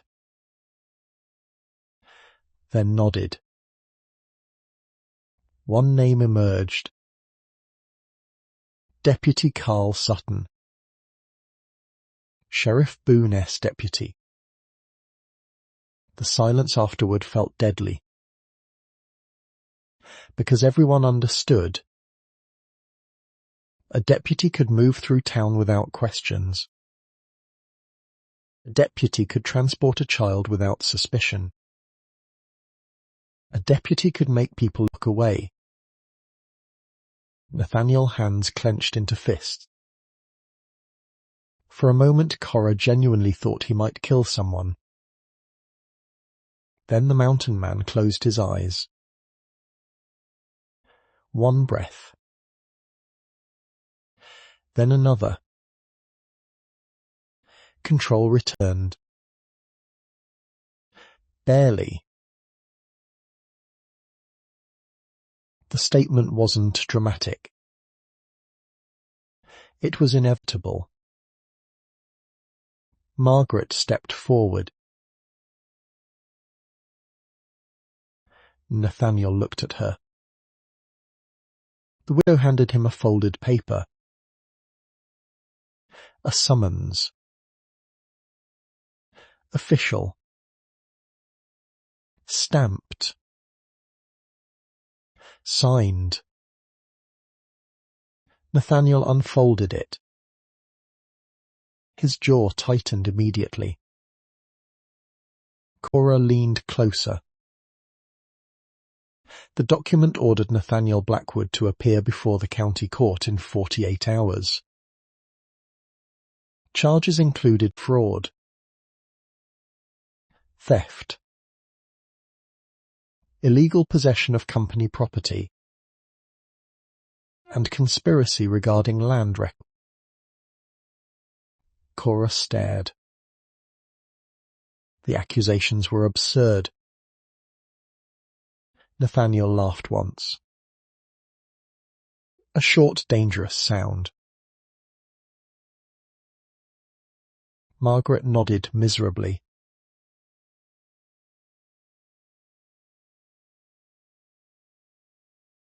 The elderly widow looked ready to cry. Of course they did. Anyone capable of kidnapping a child would not hesitate to destroy testimony. Nathaniel folded the summons.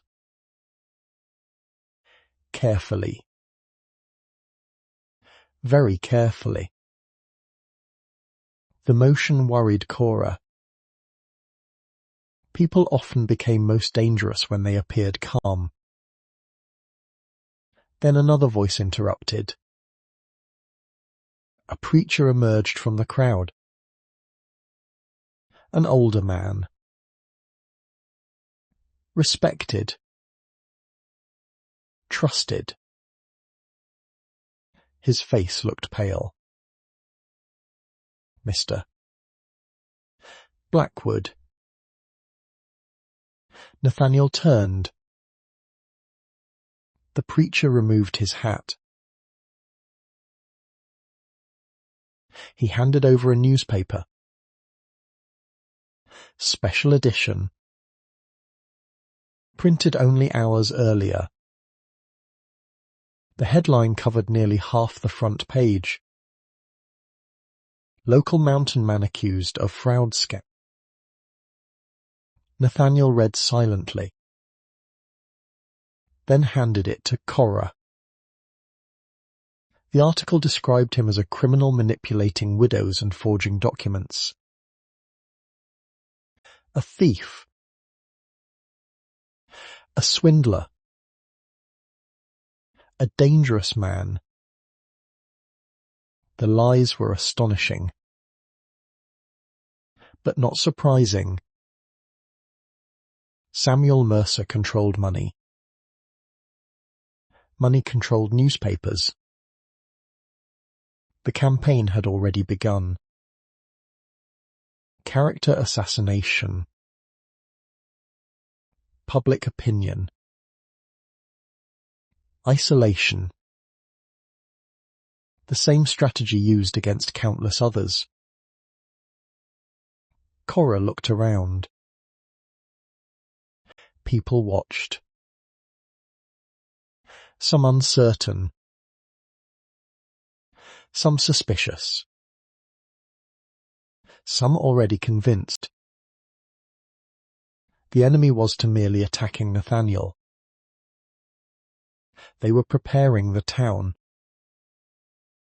Preparing a jury. Preparing a conviction. Then the preacher handed Nathaniel one final item. A sealed envelope. No return address. No name. Nothing. Nathaniel opened it. A single sheet waited inside. The message contained only 6 words. Come alone if you want Toby. Beneath the sentence appeared directions. A location. An abandoned silver refinery outside town. And at the bottom, written in familiar handwriting, was a signature that made Cora's blood run cold. Samuel Mercer. The crowd faded into background noise. The newspaper. The court summons. The accusations. All of it became secondary the moment Nathaniel read Samuel Mercer's message. Come alone if you want Toby. The paper crumpled slightly in his fist. Not enough to tear. Enough to reveal what he felt. Cora stepped closer.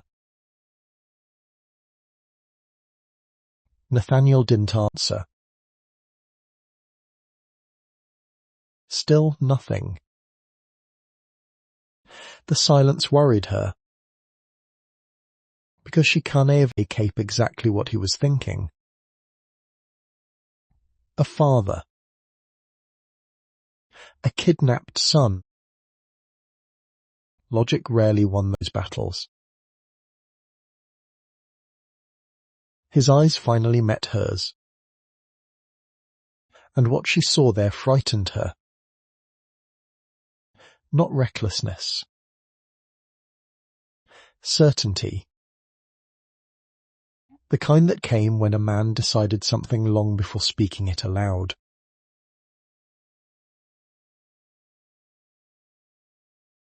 Yes. We do. The answer came immediately. Because they both knew Samuel Mercer had crossed a line. Kidnapping a child wasn't desperation. It was confidence. The confidence of a man who believed himself untouchable.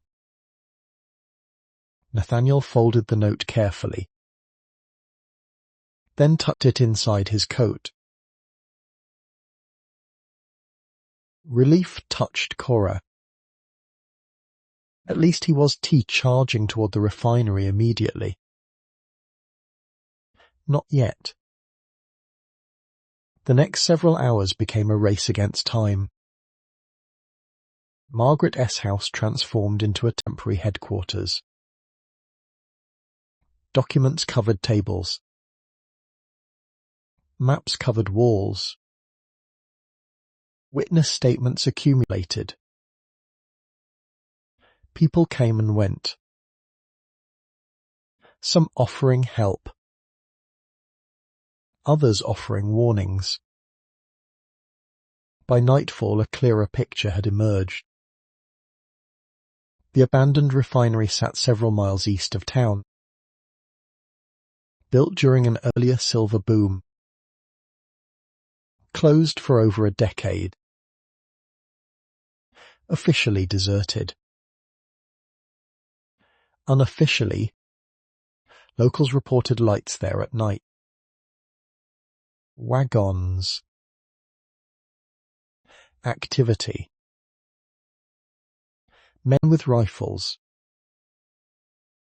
No one asked questions. Not after learning who controlled the property.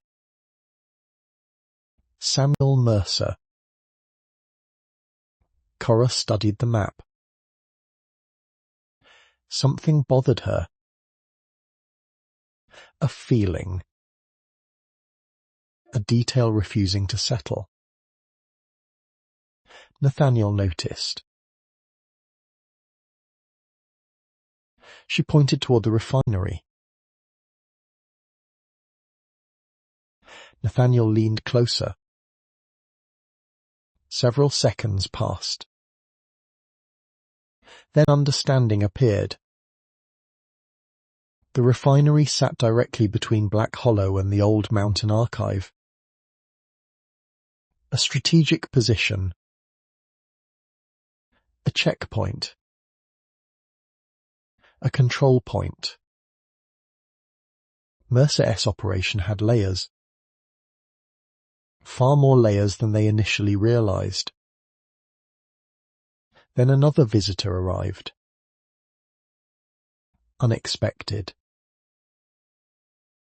A young deputy. Not Carl Sutton. Someone else. Deputy James Holloway. Barely 23 years old. Nervous. Sweating despite the cold. The moment he entered the room, he locked the door behind him. Margaret frowned. The deputy swallowed. Then removed his badge. Placed it on the table. The room fell silent. Nathaniel studied him.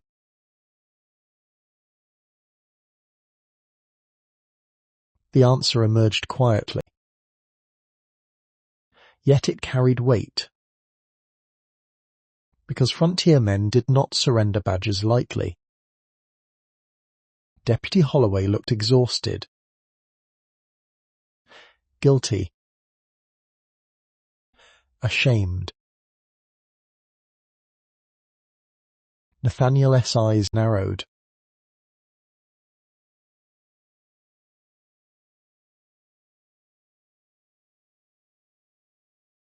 Everything. The deputy's voice trembled. Cora leaned forward. The young man's expression darkened. No one seemed surprised. Not anymore. The deputy continued.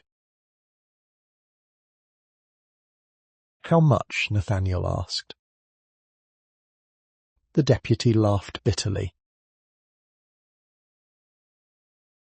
Then he revealed something unexpected. Sheriff Boone wasn't merely accepting payments. He was drowning in debt. Gambling debts. Speculation debts. Investment debts.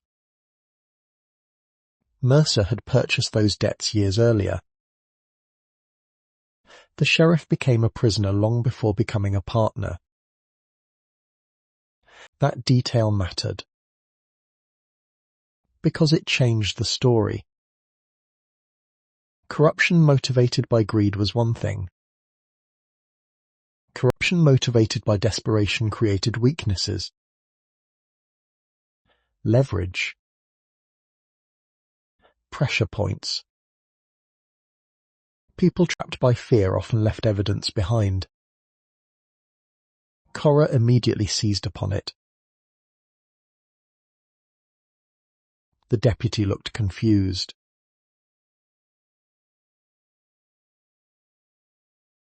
Her mind raced. If Mercer bought Boone S debts, paperwork exists.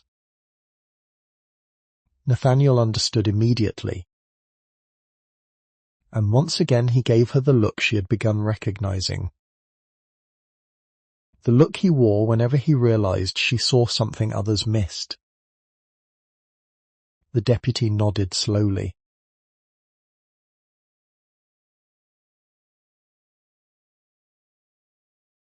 The room went silent.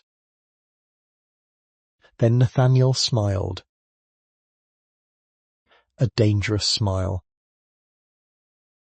The kind that appeared only when opportunities emerged. Hours later, darkness covered Black Hollow. Most citizens slept. Or tried to. Meanwhile, 3 figures moved through alleyways behind the sheriff's office. Nathaniel. Cora. Deputy Holloway. The building stood quiet beneath moonlight. One lantern glowed inside. Nothing more. The deputy produced a key. His hand shook. Nathaniel asked. The honesty was refreshing. The door opened. They slipped inside. Every sound seemed amplified. Floorboards. Breathing. Footsteps. The sheriff's office smelled of dust and tobacco. Holloway led them toward a rear records room. Small. Locked. Hidden. Exactly the sort of place secrets preferred. The second key opened the door. Shelves lined the walls. Boxes. Ledgers. Files. Years of paperwork. Cora immediately began searching. Not randomly. Methodically. The way she approached accounts. Patterns. Labels. Dates. Organization often revealed character. And Sheriff Boone organized everything. Which became his mistake. Because within 15 minutes she found it. A ledger. Private. Separate. Bound in black leather. She opened it and felt her pulse quicken. Payments. Dozens of them. Hundreds. Mercer. Avery. Black River Consolidated. Every transaction recorded. Every debt. Every favor. Every bribe. The proof was overwhelming. Nathaniel looked over her shoulder.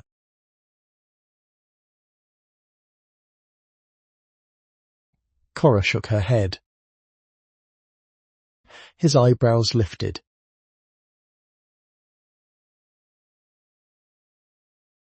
She turned another page, then another, and suddenly froze. There, near the back, a list. Not financial. Operational. Assignments. Orders. Names. Her eyes widened. He looked. The room became very quiet. Because one entry had been made 3 days earlier. Deputy Carl Sutton. A secured juvenile witness. Transport destination Refinery Holding Room B. Toby. They finally knew where he was. Alive. Held inside the refinery. The realization struck everyone simultaneously. The search for evidence had become a rescue mission. Then footsteps echoed somewhere beyond the office. All three froze. The sound grew louder. Closer. Voices followed. Several voices. Returning unexpectedly. Deputy Holloway went pale. Nathaniel closed the ledger immediately.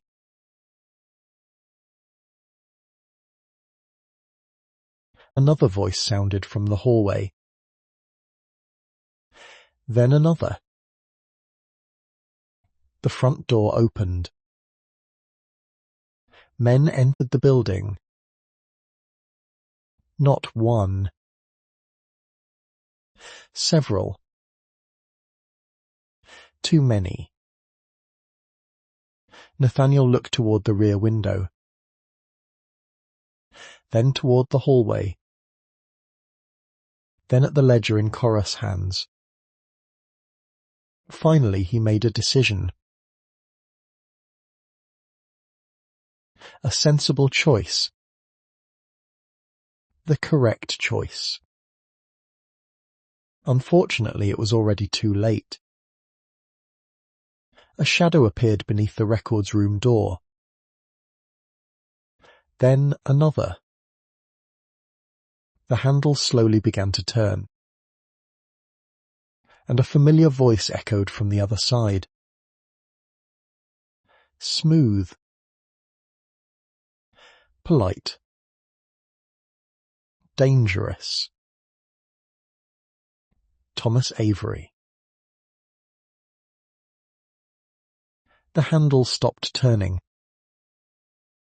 Silence settled across the records room. Heavy. Dangerous. The kind of silence that existed just before everything changed. Nathaniel's eyes moved quickly. One window. One door. 3 people. Too many enemies outside. Too little time. Thomas Avery's voice remained calm. Almost friendly. No one answered.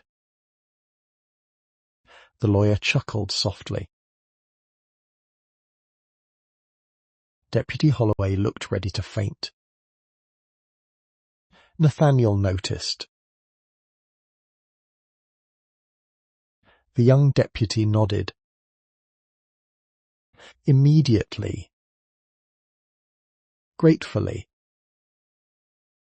Because he understood the alternative. The window opened onto a narrow alley behind the sheriff's office. A risky escape. Still better than arrest. Or worse. Nathaniel carefully handed the black ledger to Cora.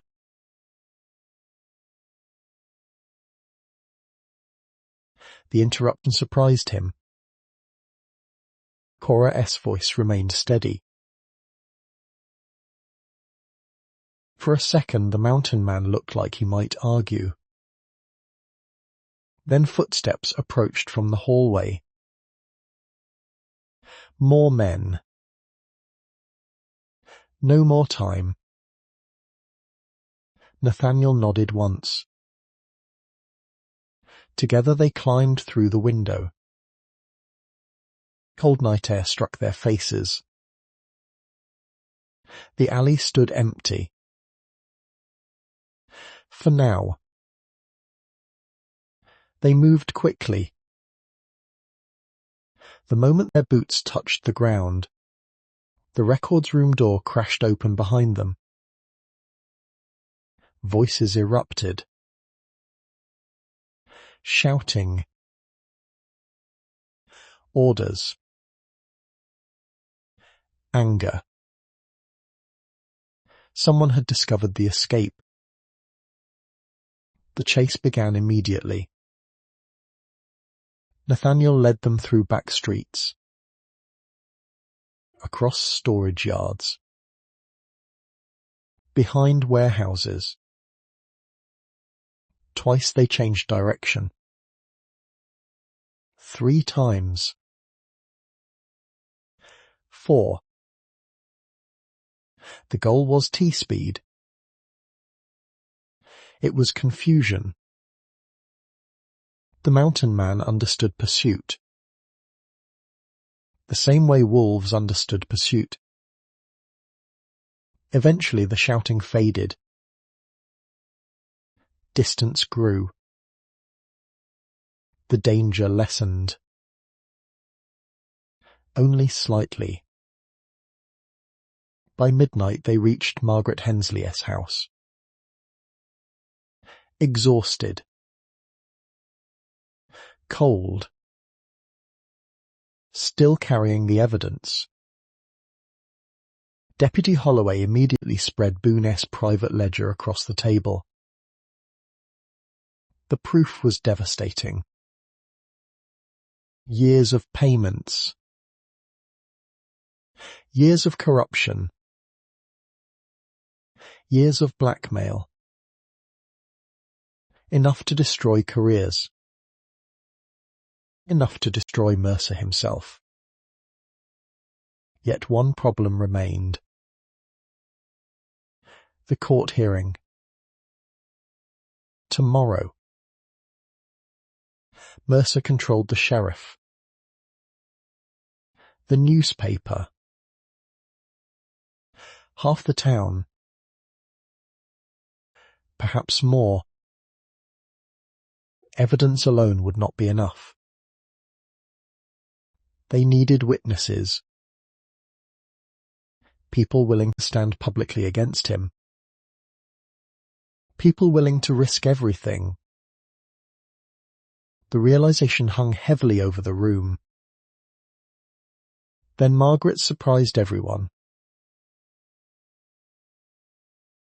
Nathaniel looked up. The elderly widow's hands trembled. But her eyes did not. A pause. Another pause. The room remained silent. Then a second voice spoke. The preacher. He had arrived moments earlier. Margaret looked at him. The preacher nodded. His face darkened. A third voice followed. One of the Hensley brothers. Recently released. Bruised. Angry. Momentum began building. Not quickly. Not dramatically. Just enough. One witness. Then another. Then another. Truth worked that way sometimes. Quietly. Until suddenly it was too quiet anymore. By dawn nearly a dozen people had agreed to appear. The first real crack in Mercer's wall. Yet Toby remained missing. And that mattered more than anything. Nathaniel knew it. Cora knew it. Everyone knew it. The rescue could not wait. The court could not wait. Both would happen today. One before the other. Just before sunrise, Deputy Holloway revealed the refinery layout. Holding Room B sat beneath the main processing floor. Accessible through a side entrance. Poorly guarded during daylight. Because no one expected an attack. Especially not while court proceedings distracted the town. Nathaniel listened carefully. Then began checking his rifle. Cora crossed the room.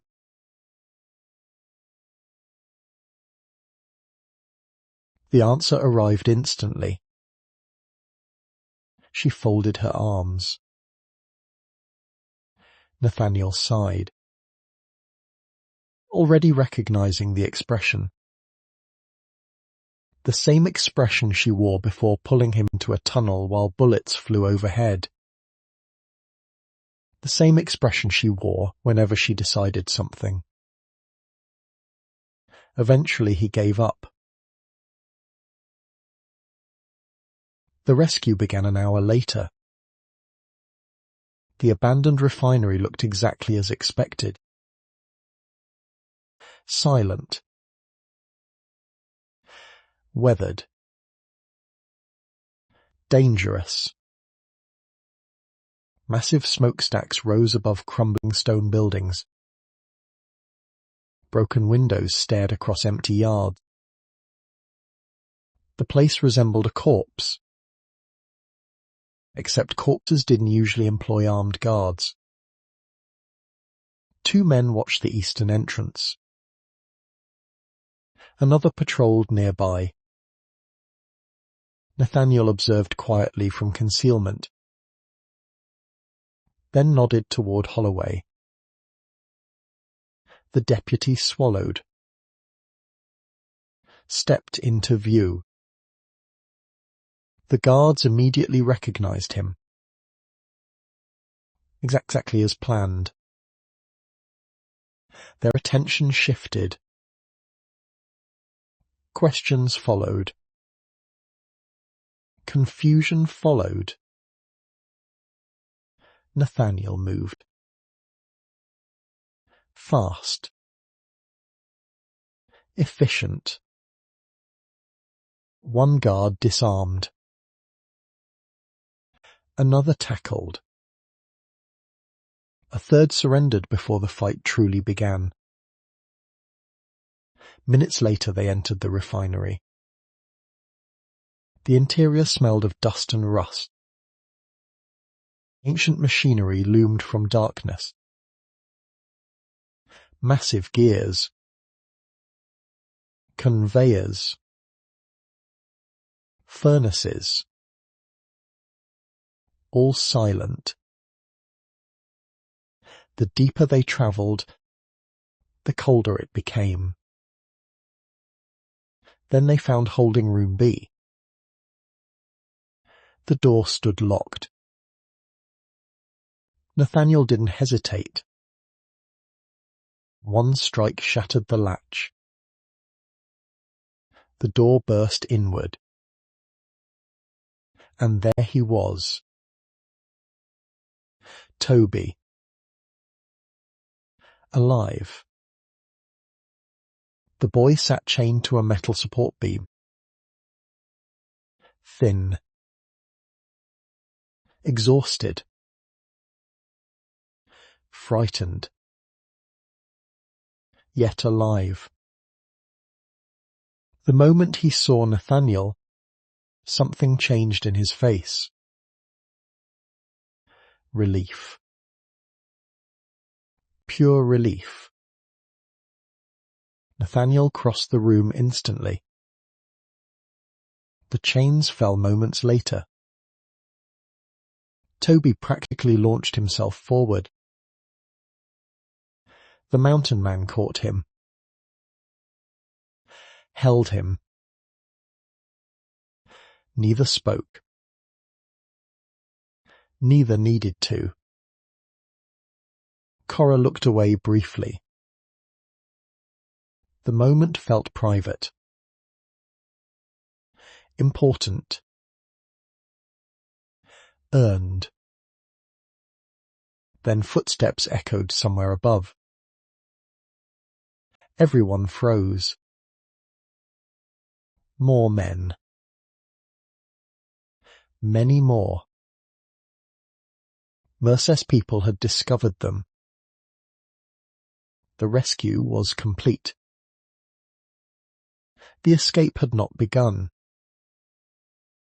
Nathaniel grabbed Toby's hand. They ran.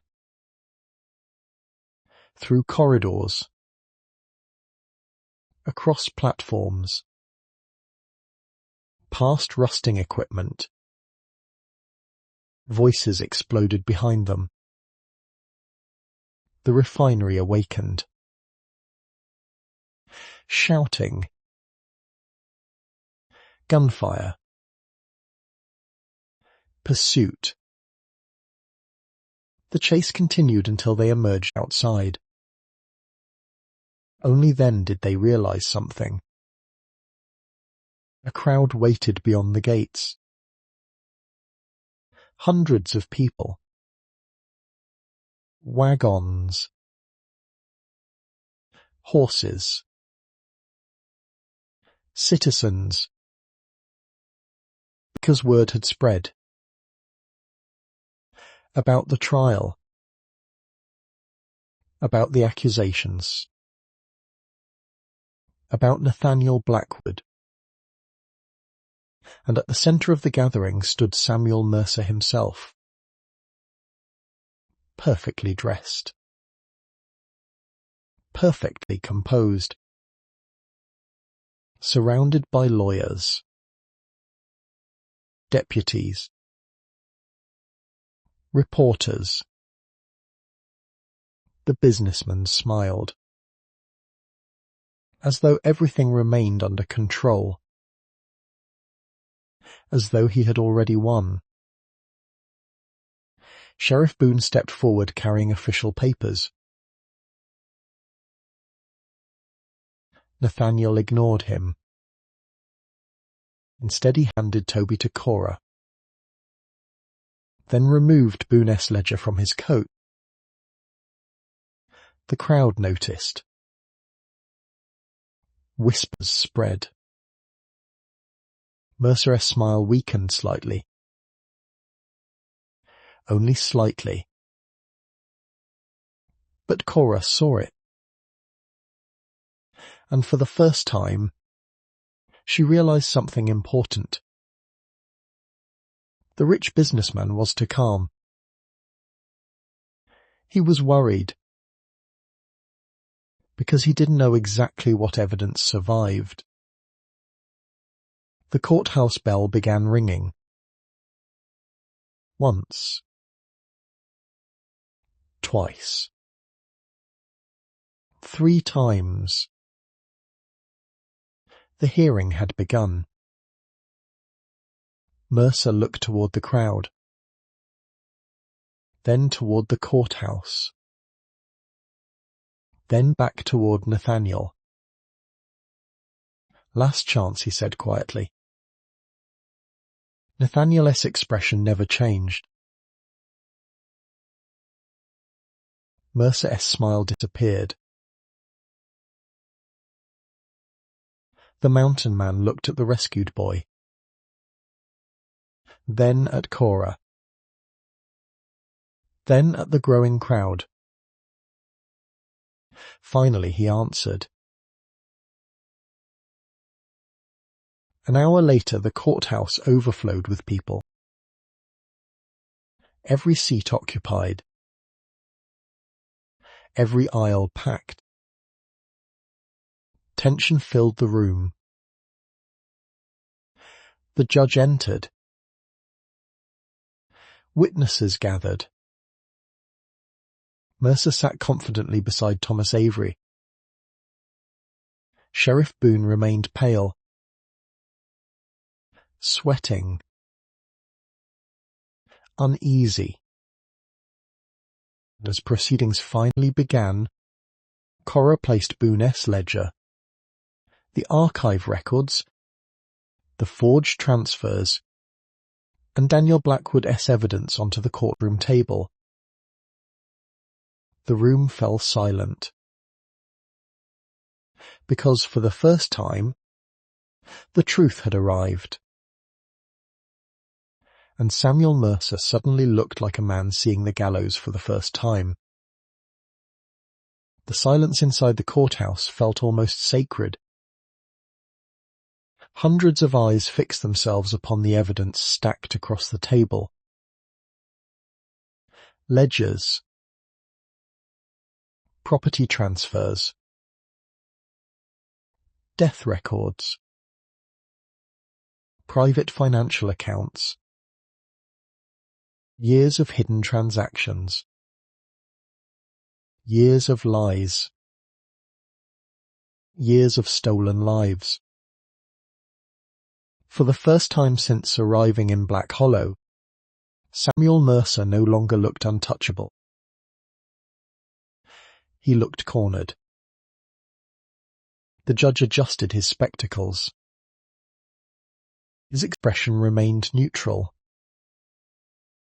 But even he seemed unsettled by the sheer volume of documents before him. Thomas Avery recovered first.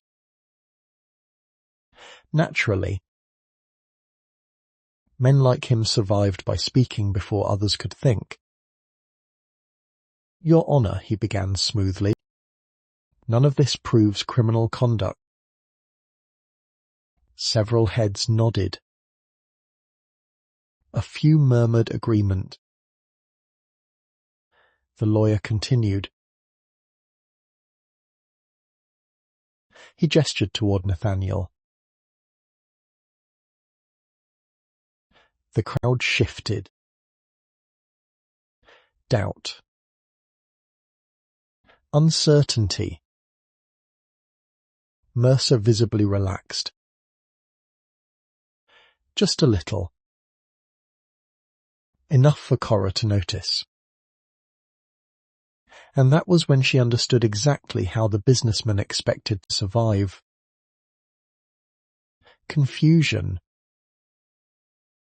Not innocence. Confusion.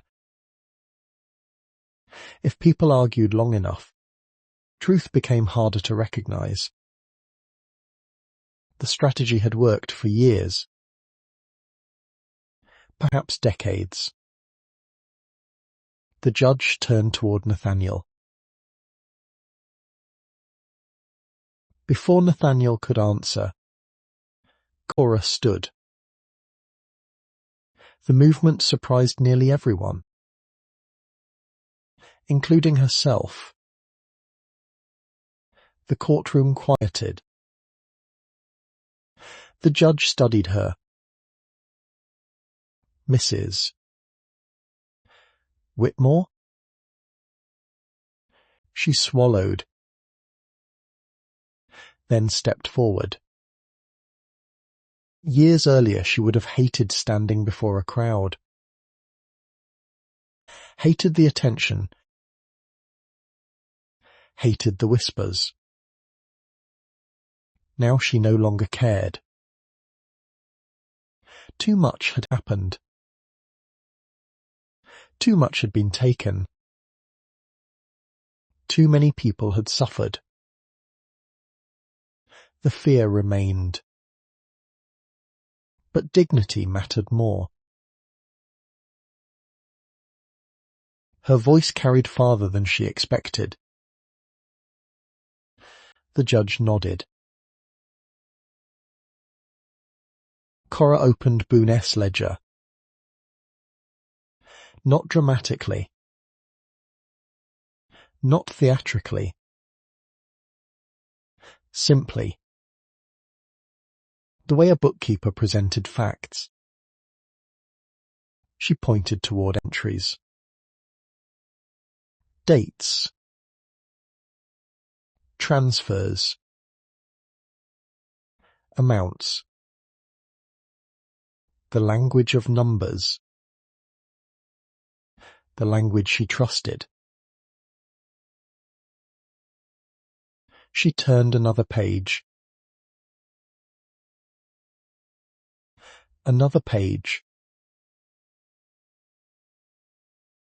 Another page. The courtroom remained silent. Because numbers rarely cared about opinion. They simply existed. Thomas Avery attempted an objection. The judge overruled it. Then Margaret Hensley testified. The elderly widow's voice shook. Yet she never looked away from Mercer. She described losing her husband Eslan.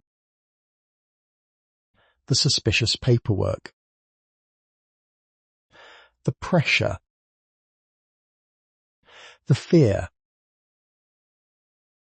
When she finished, several people in the gallery wiped tears from their eyes. Then came the preacher. Then the Hensley brothers. Then Deputy Holloway. Each testimony reinforced the last.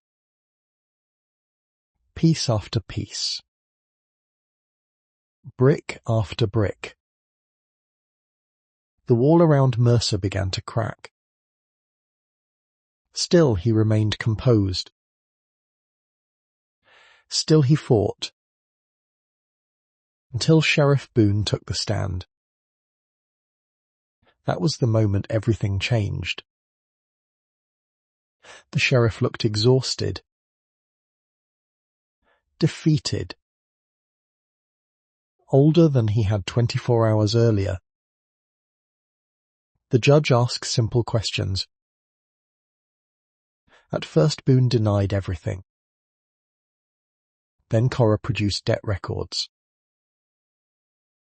The private accounts. The hidden payments. The signed agreements. Boone's hand started shaking. Mercer's confidence vanished. Not entirely. But enough. Because he recognized the expression. Every corrupt man recognized it. The look of someone deciding whether loyalty remained worth the cost. The courtroom held its breath. Boone stared toward Mercer. Then toward the evidence. then toward the crowd.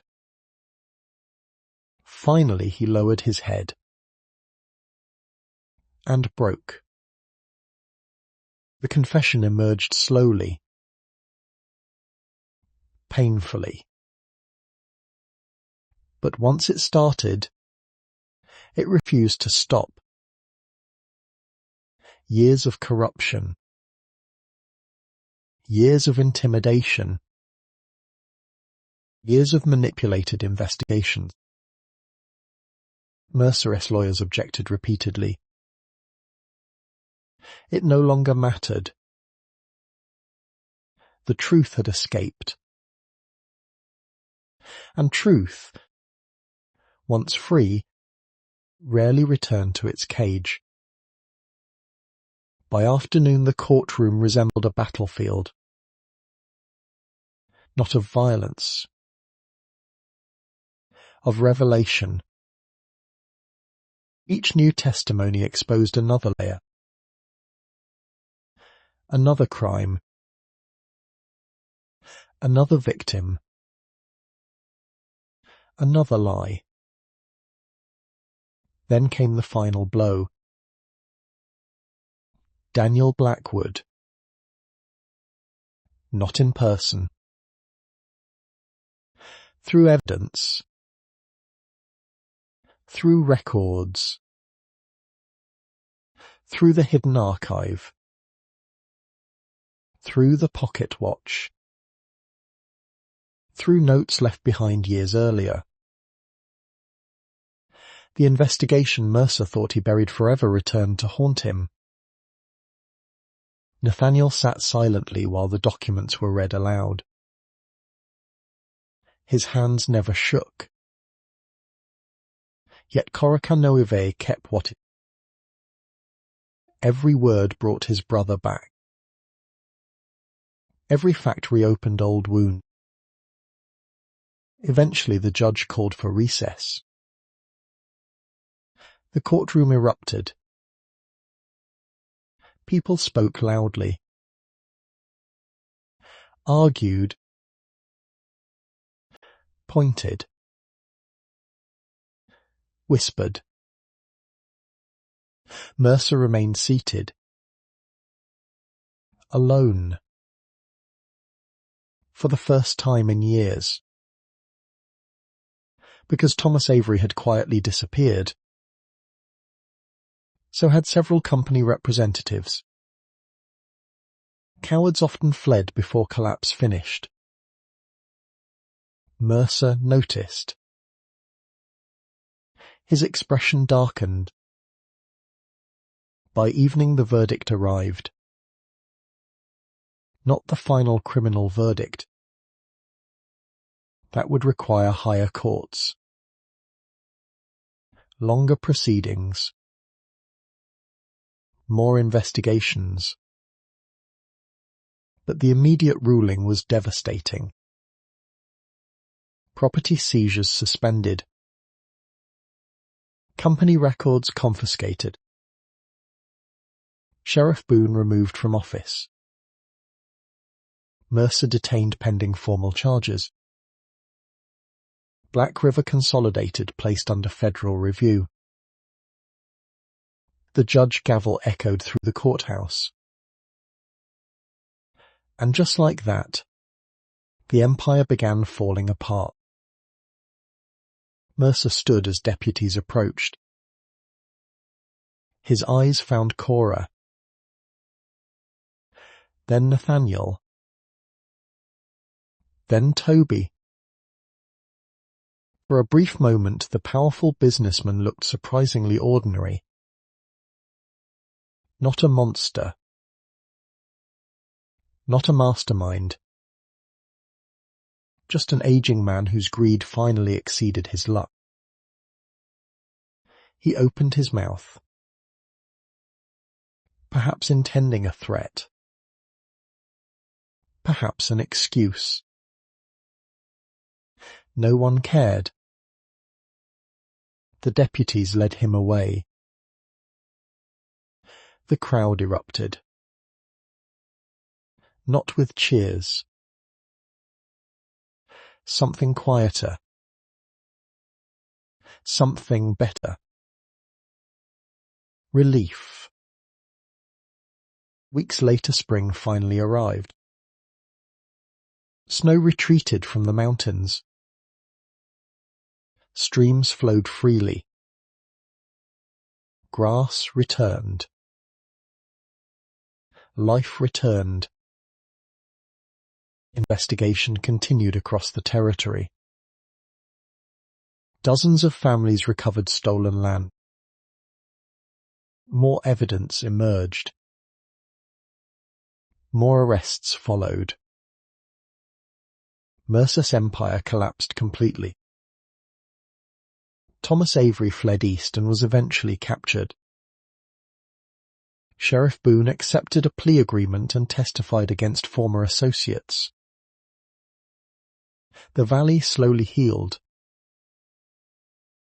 Not perfectly. But honestly. And honesty proved stronger than fear. One afternoon, Cora stood outside Nathaniel S. cabin watching sunlight spill across the mountains. The world looked different now. Warmer. The cabin itself looked different too. Repairs completed. New fencing installed. Fresh paint around windows. Vegetable gardens beginning to emerge from thawing earth. A home. Not merely a shelter. A home. Behind her the door opened. Nathaniel stepped outside carrying lumber. He glanced toward the boards. Then toward her. She smiled. Several months earlier, neither would have imagined this life. Not because it was perfect. Because it was real. Built through labor. Trust. Choice. The strongest foundations always were. A sudden voice interrupted. Both adults froze. The word echoed across the yard. Small. Clear. Unmistakable. Nathaniel slowly turned. Toby stood near the porch. His eyes wide. As though he could believe what had happened. The silence that followed lasted only seconds. Then Nathaniel crossed the yard. Fast. The boy looked nervous. Embarrassed. Hopeful. Nathaniel dropped to one knee. Neither spoke. Neither needed to. Toby launched himself forward. Nathaniel caught him. Held him tightly. And for the first time in years, father and son cried together. Cora looked away, smiling through tears. Because some victories could never be entered into a ledger. A year later, another miracle arrived. Then another. The doctor who examined Cora laughed when she burst into tears inside his office. Nothing was wrong. There never had been. Months afterward, a healthy baby girl entered the world. 2 years later, a son followed. The mountains echoed with laughter where silence once lived. And on certain evenings, when firelight glowed through cabin windows and supper simmered on the stove, Cora would occasionally remember the eviction notice that once ended her life. Or so she thought. The folded paper still existed, tucked inside an old drawer. A reminder, not of humiliation, of survival. Because the night she was thrown into a snowstorm, abandoned and unwanted, felt like an ending. It wasn't tea. It was the beginning. The beginning of a mountain cabin filled with warmth. A husband who respected her. Children who adored her. A son who found his voice again. A valley restored. And a future earned through courage rather than luck. One evening, as the sun disappeared behind distant peaks, Nathaniel stepped onto the porch beside her. The children played in the yard. Toby helped repair a fence.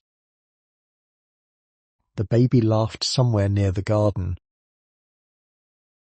Homes surrounded them. Nathaniel slipped a hand into hers. Simple. Natural. Certain. Together they watched the mountains turn gold beneath the fading light.